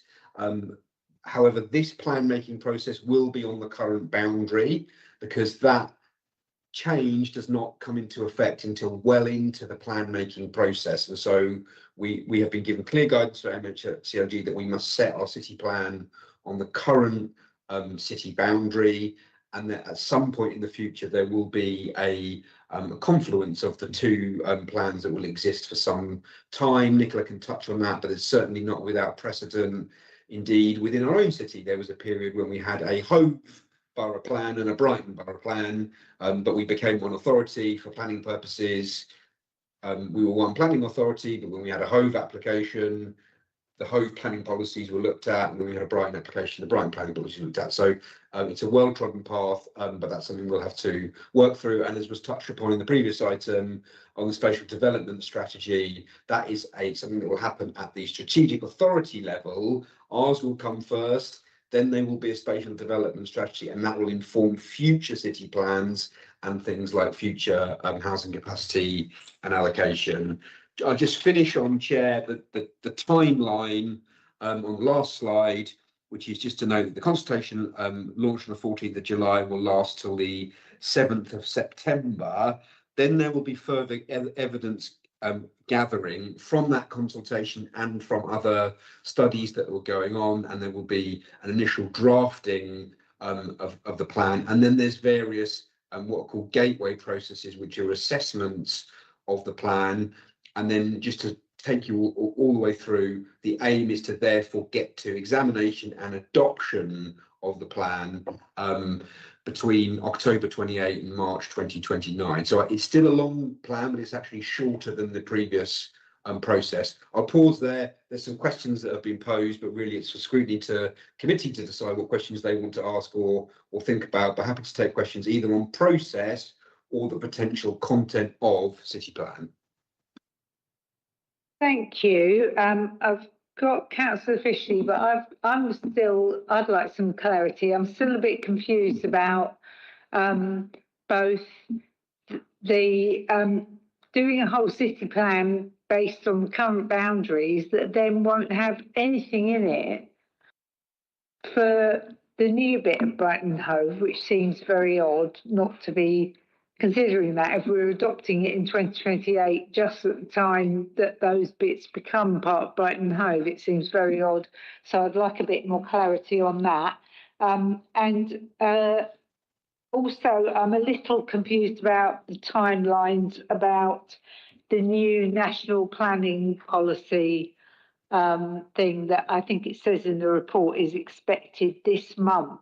Have we had the final version of that yet, or are we still waiting for that? And do you know what effect that will have? Thank you.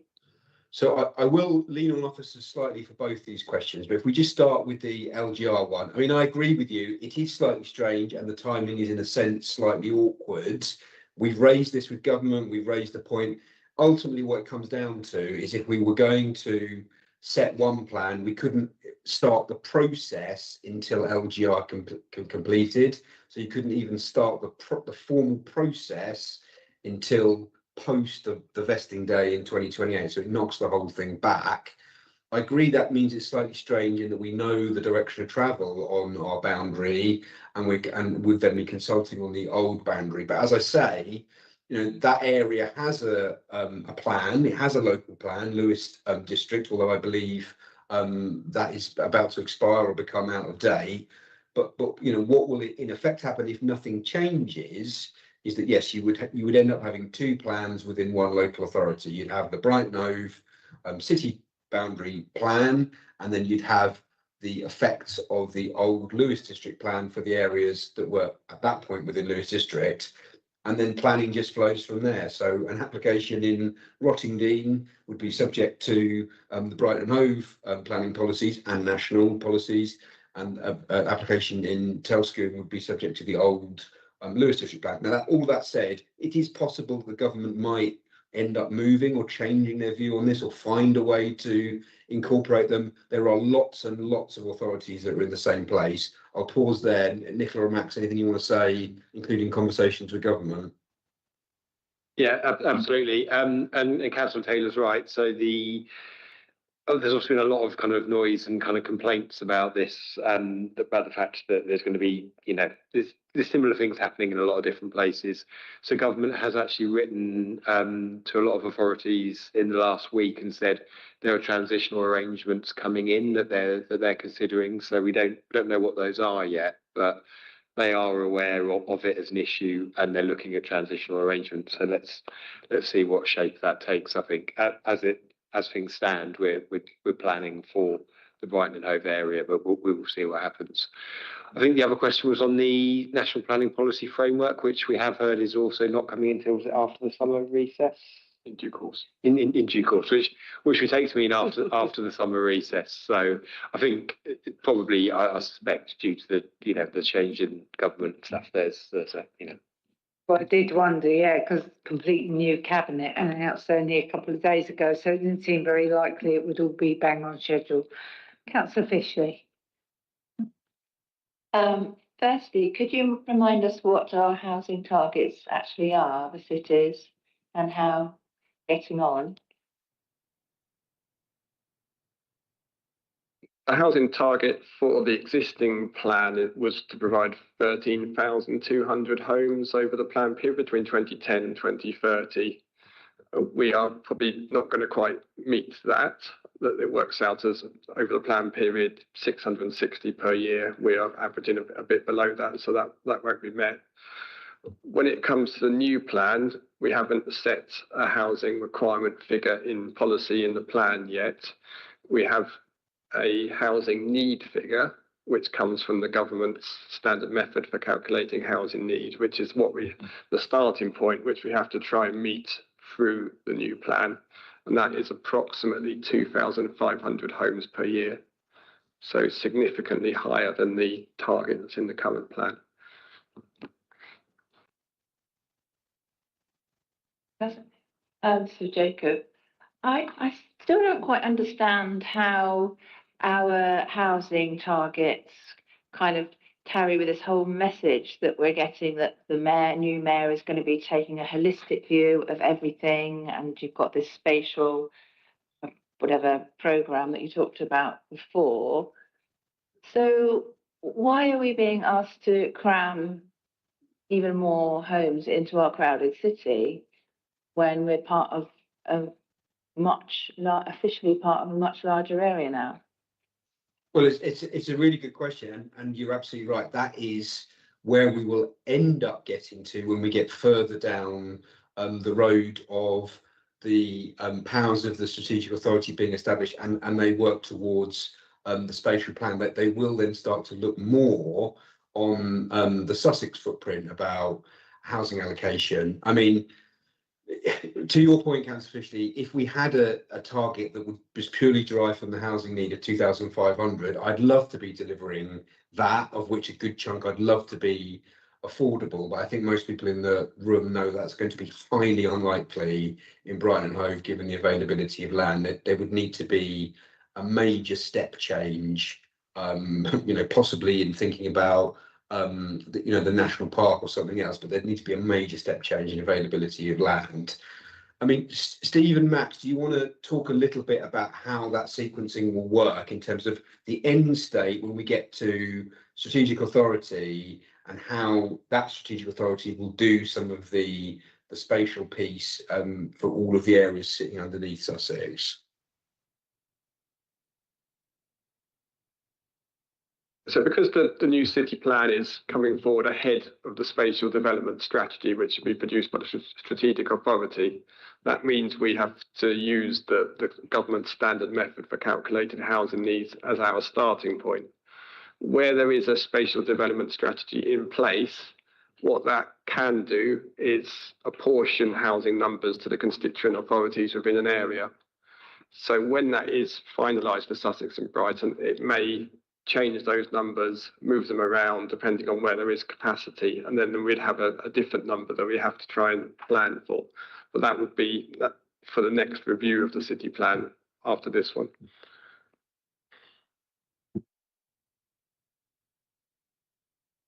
Councillor Miller. Thank you, Chair.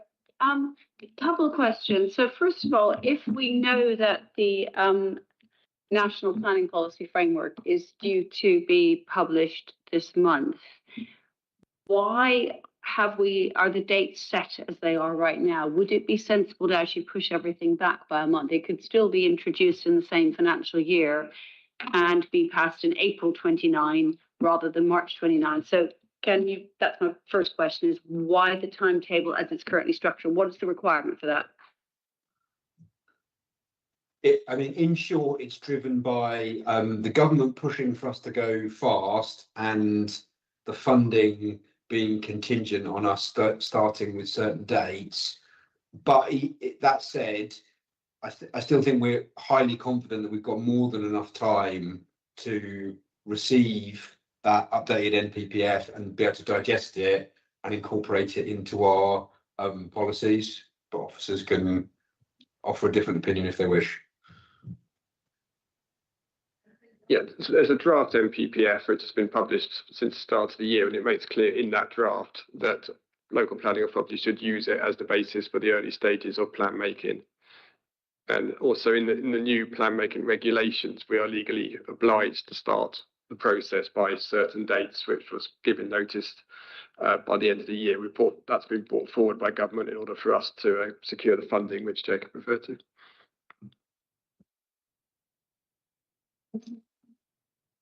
Another operational question.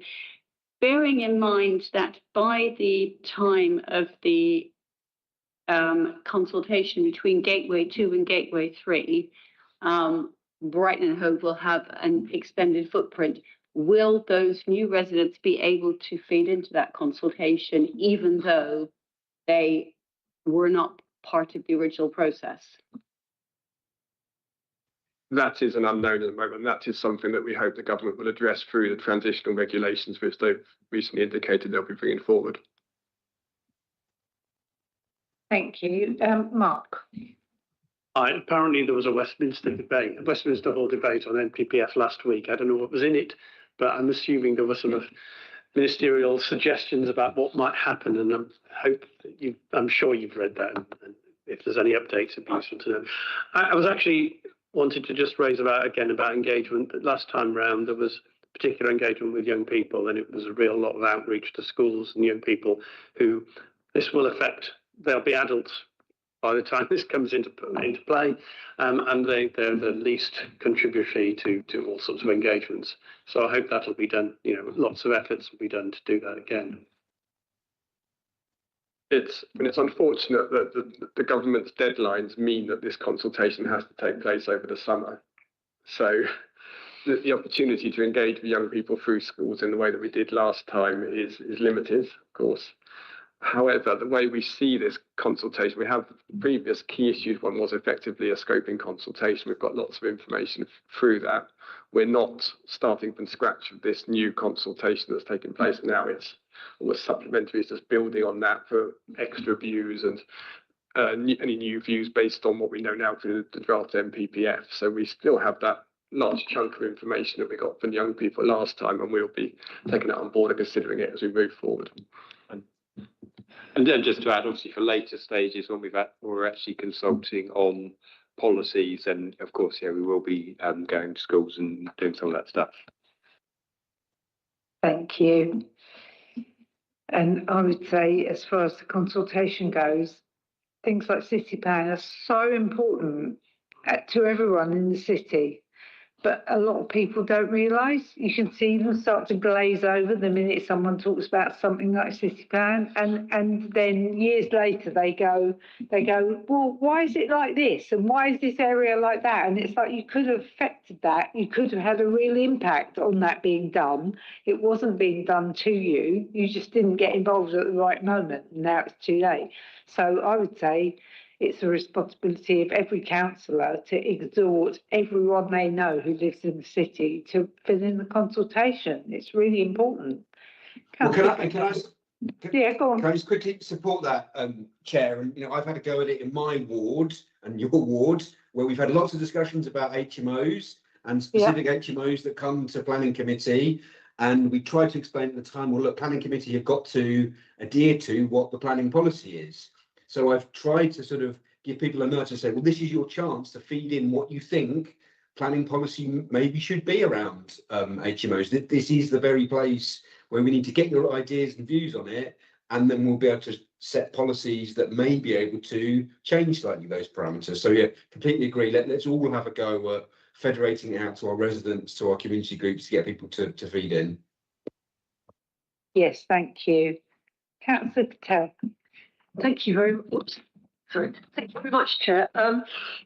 I know, because of my background in planning, that producing a local plan is a lengthy, complicated process. It involves a huge amount of work, including studies to justify every policy. And inevitably, circumstances will change during the plan process. I mean, in our case, we've had the decline in birth rate, which is going to have an impact on school roles, and changes the planning system and the new the local plan process updates, plus the MPPF coming in soon, and local government reorganisation, and we've had quite a lot of discussion about that. I've been through a number of local plan processes, and I've also worked with two separate local plans, the Hove Borough Plan and the Brighton Borough Plan, when I first joined here as a planning officer. Now, I've seen, as I said, these processes both here and in London, and I've been very pleased to be on the members working group. It's really been great. I've really enjoyed the discussions that we've had, and will continue to have.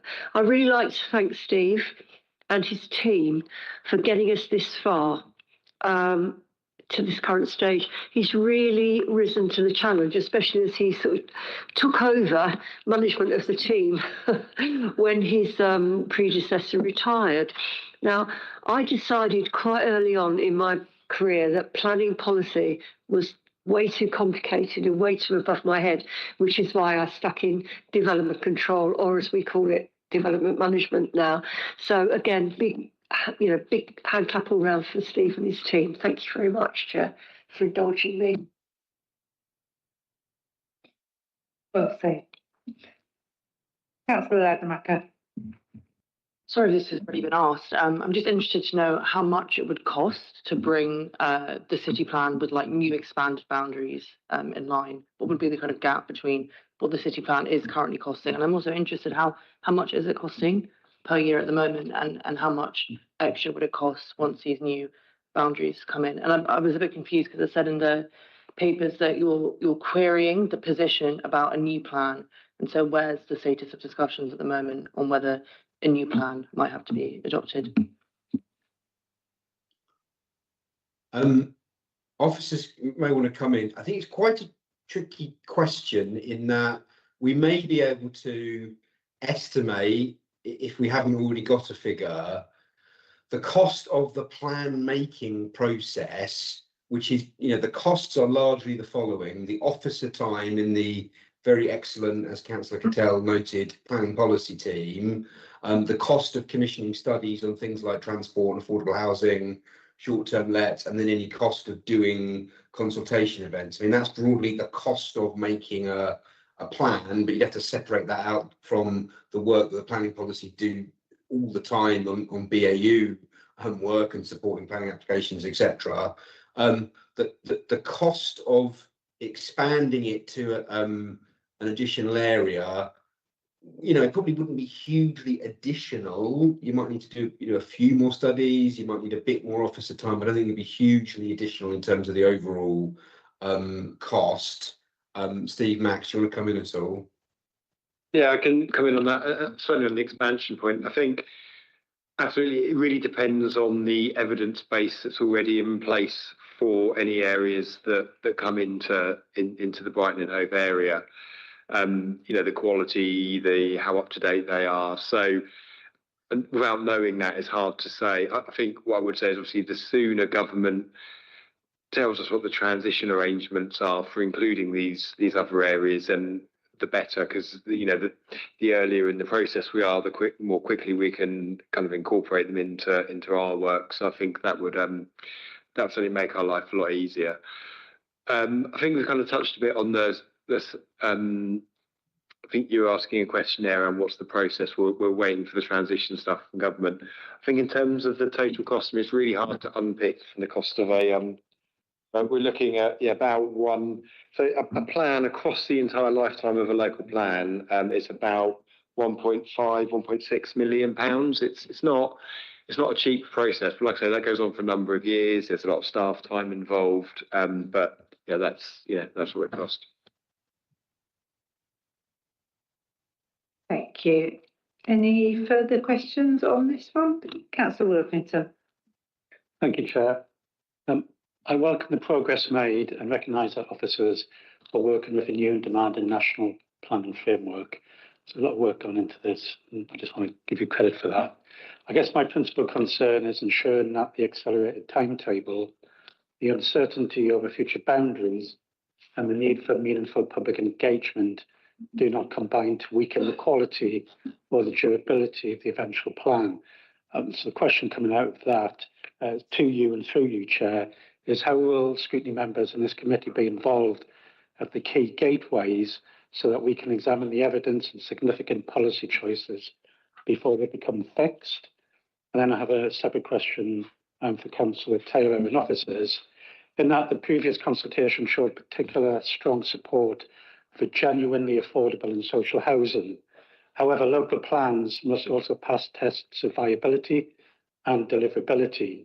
So the question coming out of that is, how will the city plan reconcile the strong public demand for social and genuinely affordable housing with viability evidence and the practical limitations of development sites in the city? I guess akin to that is, how do we test whether proposed housing growth can be supported by infrastructure such as the necessary health, education, transport, open space and community infrastructure that goes with it? Thank you.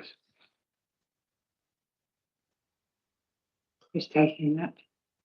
Well, actually, if you want to go first on the scrutiny bit, but I mean, just to, you know, somewhat answer that, Councillor Wilkinson, you're absolutely right. It will be essential that at each of these stages, we're here now in the middle or at the beginning of the sort of formal scoping consultation, much of which we've already done. You know, the really interesting bit is going to be when we start putting some proposed policies on the table, and I would strongly support us coming back at that point to, you know, potentially look at a draft set of policies at the appropriate point in the gateway, and then also the site allocations, which often becomes the more controversial bit with the public, the site allocation piece.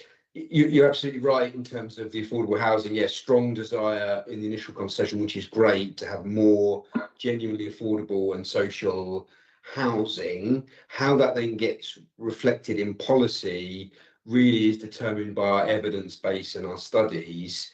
And as you say, we could put down a policy that said all private development had to be providing the equivalent of social housing at LHA rates. We could put that on the paper, but it wouldn't be upheld as a policy if we didn't have the evidence and the studies to support that was a viable position. And clearly that's not going to be a viable position for all private sector housing. And so we have done a number of the studies already, but it's the evidence base in the studies that mean we have to stack up policies. We'll certainly be pushing the boundaries of what we can achieve, but it has to be evidenced. Thank you. Any more for any more? Okay, so thanks very much for the update. We are just being asked to note the report. Are members happy to do so? Thank you very much. Thanks, Jacob. Thanks, Thank you. Max and Steve. Okay, so we still have 2 reports to go, but I sense that they will be quite quick because they're both my reports, and I think we're all quite tired. So the first one is the report of the Heritage Task and Finish Group. So I only have a few things to say about it. I'm assuming you've all read it with enormous interest, since some of the members of the Task and Finish Group are on this committee. So first thing we did on that Task and Finish Group was to have a big, interesting conversation / argument about what we could include in the agenda. Like, what is our heritage?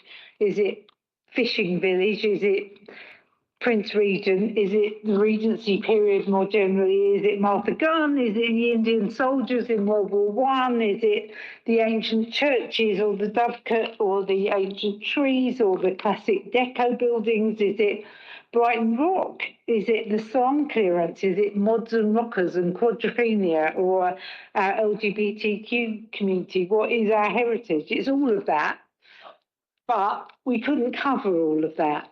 So we just confined ourselves to a very small bit, which is about trying to protect some of the famous and not so famous heritage assets, and how we can encourage community groups and genuine partnership working with the council. We came up with a list of recommendations, which I'm hoping you will give us permission to present to Cabinet at some future date to be scheduled, and that we are hoping Cabinet will then pass. And that is really all I've got to say about it. We think it's a very good report. We had a good time and some fascinating conversations, and talked to some fascinating witnesses. And if anyone's got any questions, I'm happy to answer them, but otherwise we're just being asked to note the report and refer the findings to Cabinet for consideration. Go for it. Yeah, so it was very interesting reading. Congratulations, everyone. I just think the thing about having an installation in the Royal Pavilion Gardens for Indian soldiers of World War One, I thought that was a bit random in all your reports, or rather specific, and I wondered where that's come from, because I don't think it fits in with the design of the Regency Gardens that's about to take place with the lottery grant, etc. Okay, well, I can tell you where. Yeah. It came from a very interesting discussion that we had, just because one of the witnesses that we invited to talk to us about heritage more generally was a guy who is a trustee of both the Royal Pavilion, but also of the Chattree Memorial Trust.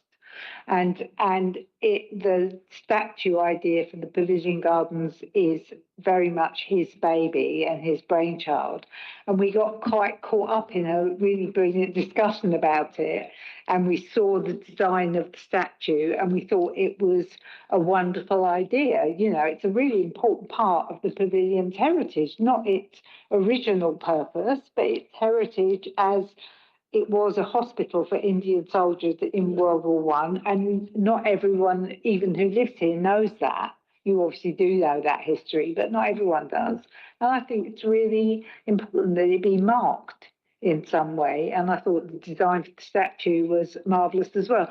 Interestingly, we also had a lot of conversations, not just in that context, but in other contexts, about that there are some heritage experts or interested parties who believe that the only thing you should do in Brighton and Hove is preserve the Regency architecture in aspic, and that's all you should ever do. And and I think that over years and years, I've always thought this, that the city is in grave danger of becoming a pastiche of itself if you do that, you know, and that you kept the the old and the new can happily coexist. You know, that once upon a time, the pavilion would have been thought of as a monstrous carbuncle, to quote King Charles long ago, and that so would Embassy Court or the Lido in Saltdean or any other more modern building would have once been thought of as a terrible thing.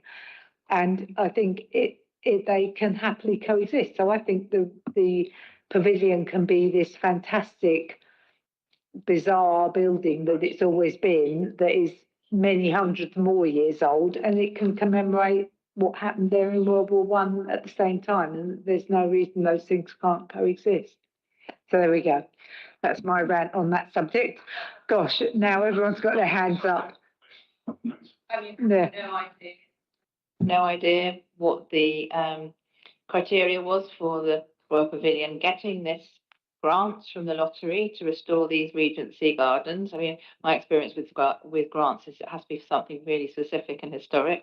But anyway, it's not my job. It's not my beat. I think we did look at that, and the answer was that there is no way that they could use any part of that grant to put a completely unrelated statue in their gardens. But having done the work that they got the grant for, they can do whatever they like with their gardens thereafter. So anyway, by the by, Mark had his hand up first, I think. Thanks, Amanda. I just want to say what a great experience it was being part of the group. Hopefully, all of us who were on it, and hearing the witnesses and the people from different local authorities giving their views on how councils can do things differently. What I wanted to ask, I suppose, Jacob's gone, I think he would be the right person maybe to answer it, is obviously you said it will go to a future meeting of Cabinet, and I'm just concerned that it'll just, like many other reports, just sit in a vacuum and go, hey, that's a great report, file it on a shelf and nothing will come of it. And I'm wondering if some of the recommendations can go straight to departments. I mean, the one I'm particularly interested, obviously, is the wayfinding. If that could be at least advised to transport that, we've done this, could they start looking at it in anticipation maybe of, I mean, they'll get it when it goes to Cabinet anyway, but they could maybe start looking at it now. And particularly, some of the things will relate to the next item on visitor economy, because it relates to, a lot of this relates to where things that people want to come to Brighton to see and spend money at. The Regency Townhouse person said people can't find it, and that's a visitor economy thing. So there is a lot of overlap with the next item. So just, can we expedite some of it, please? I'll hand over to Giles for that one. I think that the phrase "a future meeting of Cabinet" sounds far more sinister than it is.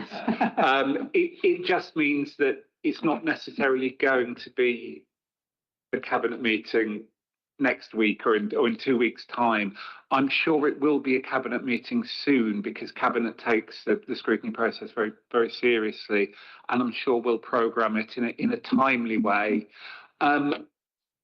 We can't really have a system where scrutiny, where departments do things at the behest of scrutiny. The departments work at the behest of the executive. So it does need to go through Cabinet, but I'm sure it won't be a long delayed thing. It will come in a timely fashion. And just to reassure members that once Cabinet has agreed whichever recommendations it agrees, then this committee will continue to monitor the implementation of those recommendations. So there will be regular reports back to committee until such a point as members are happy that everything promised to be implemented has been.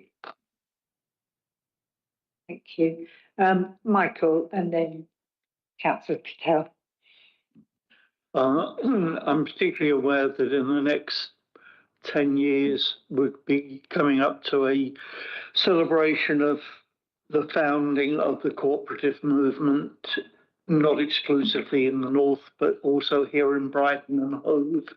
And we now have a tremendous legacy, which not only includes housing cooperatives, but also businesses.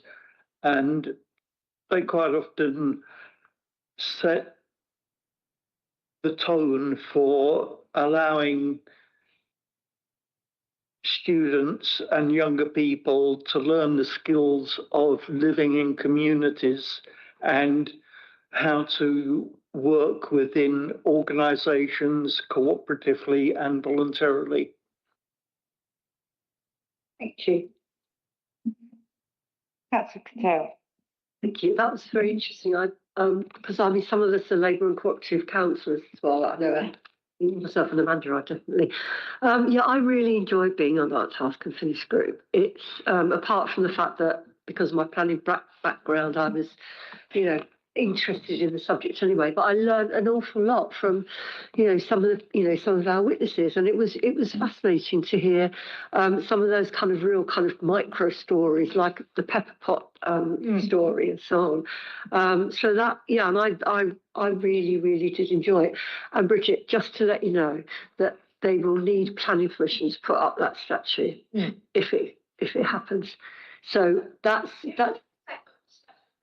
No, I understand, but I think hopefully Amanda explained where it came from. But yeah, they will need planning permission. So yeah, be assured. Thank you, Chair.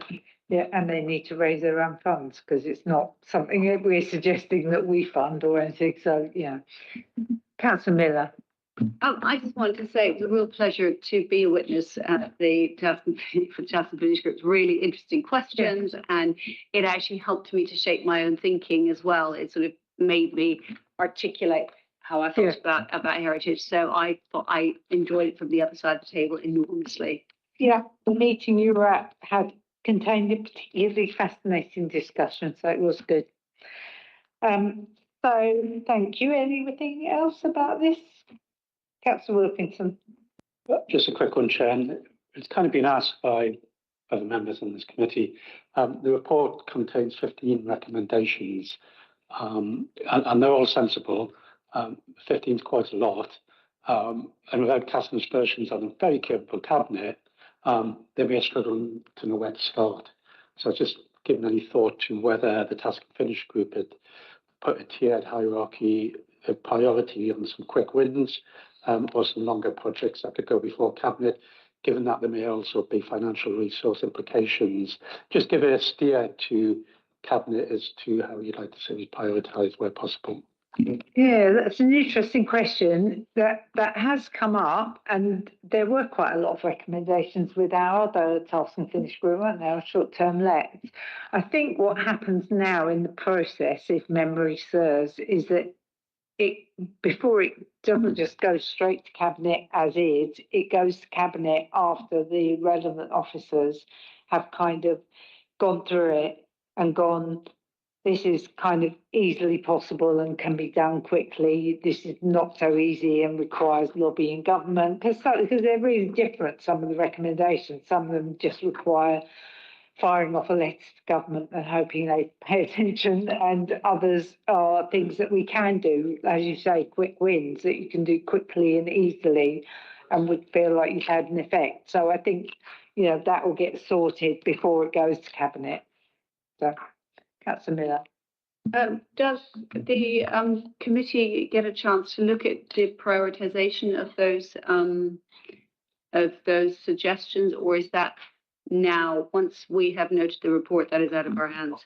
Yeah, pretty much. We're happy to bring it back once it's been to cabinet. What we did with short-term lets anyway is bring it back to this committee for an update where officers filled us in on what had happened, right, and a combination of us who were on the Task and Finish group and officers filled us in on what had happened since it went to cabinet and what actions had occurred as a result. Like there was quite a lot on the short-term lets.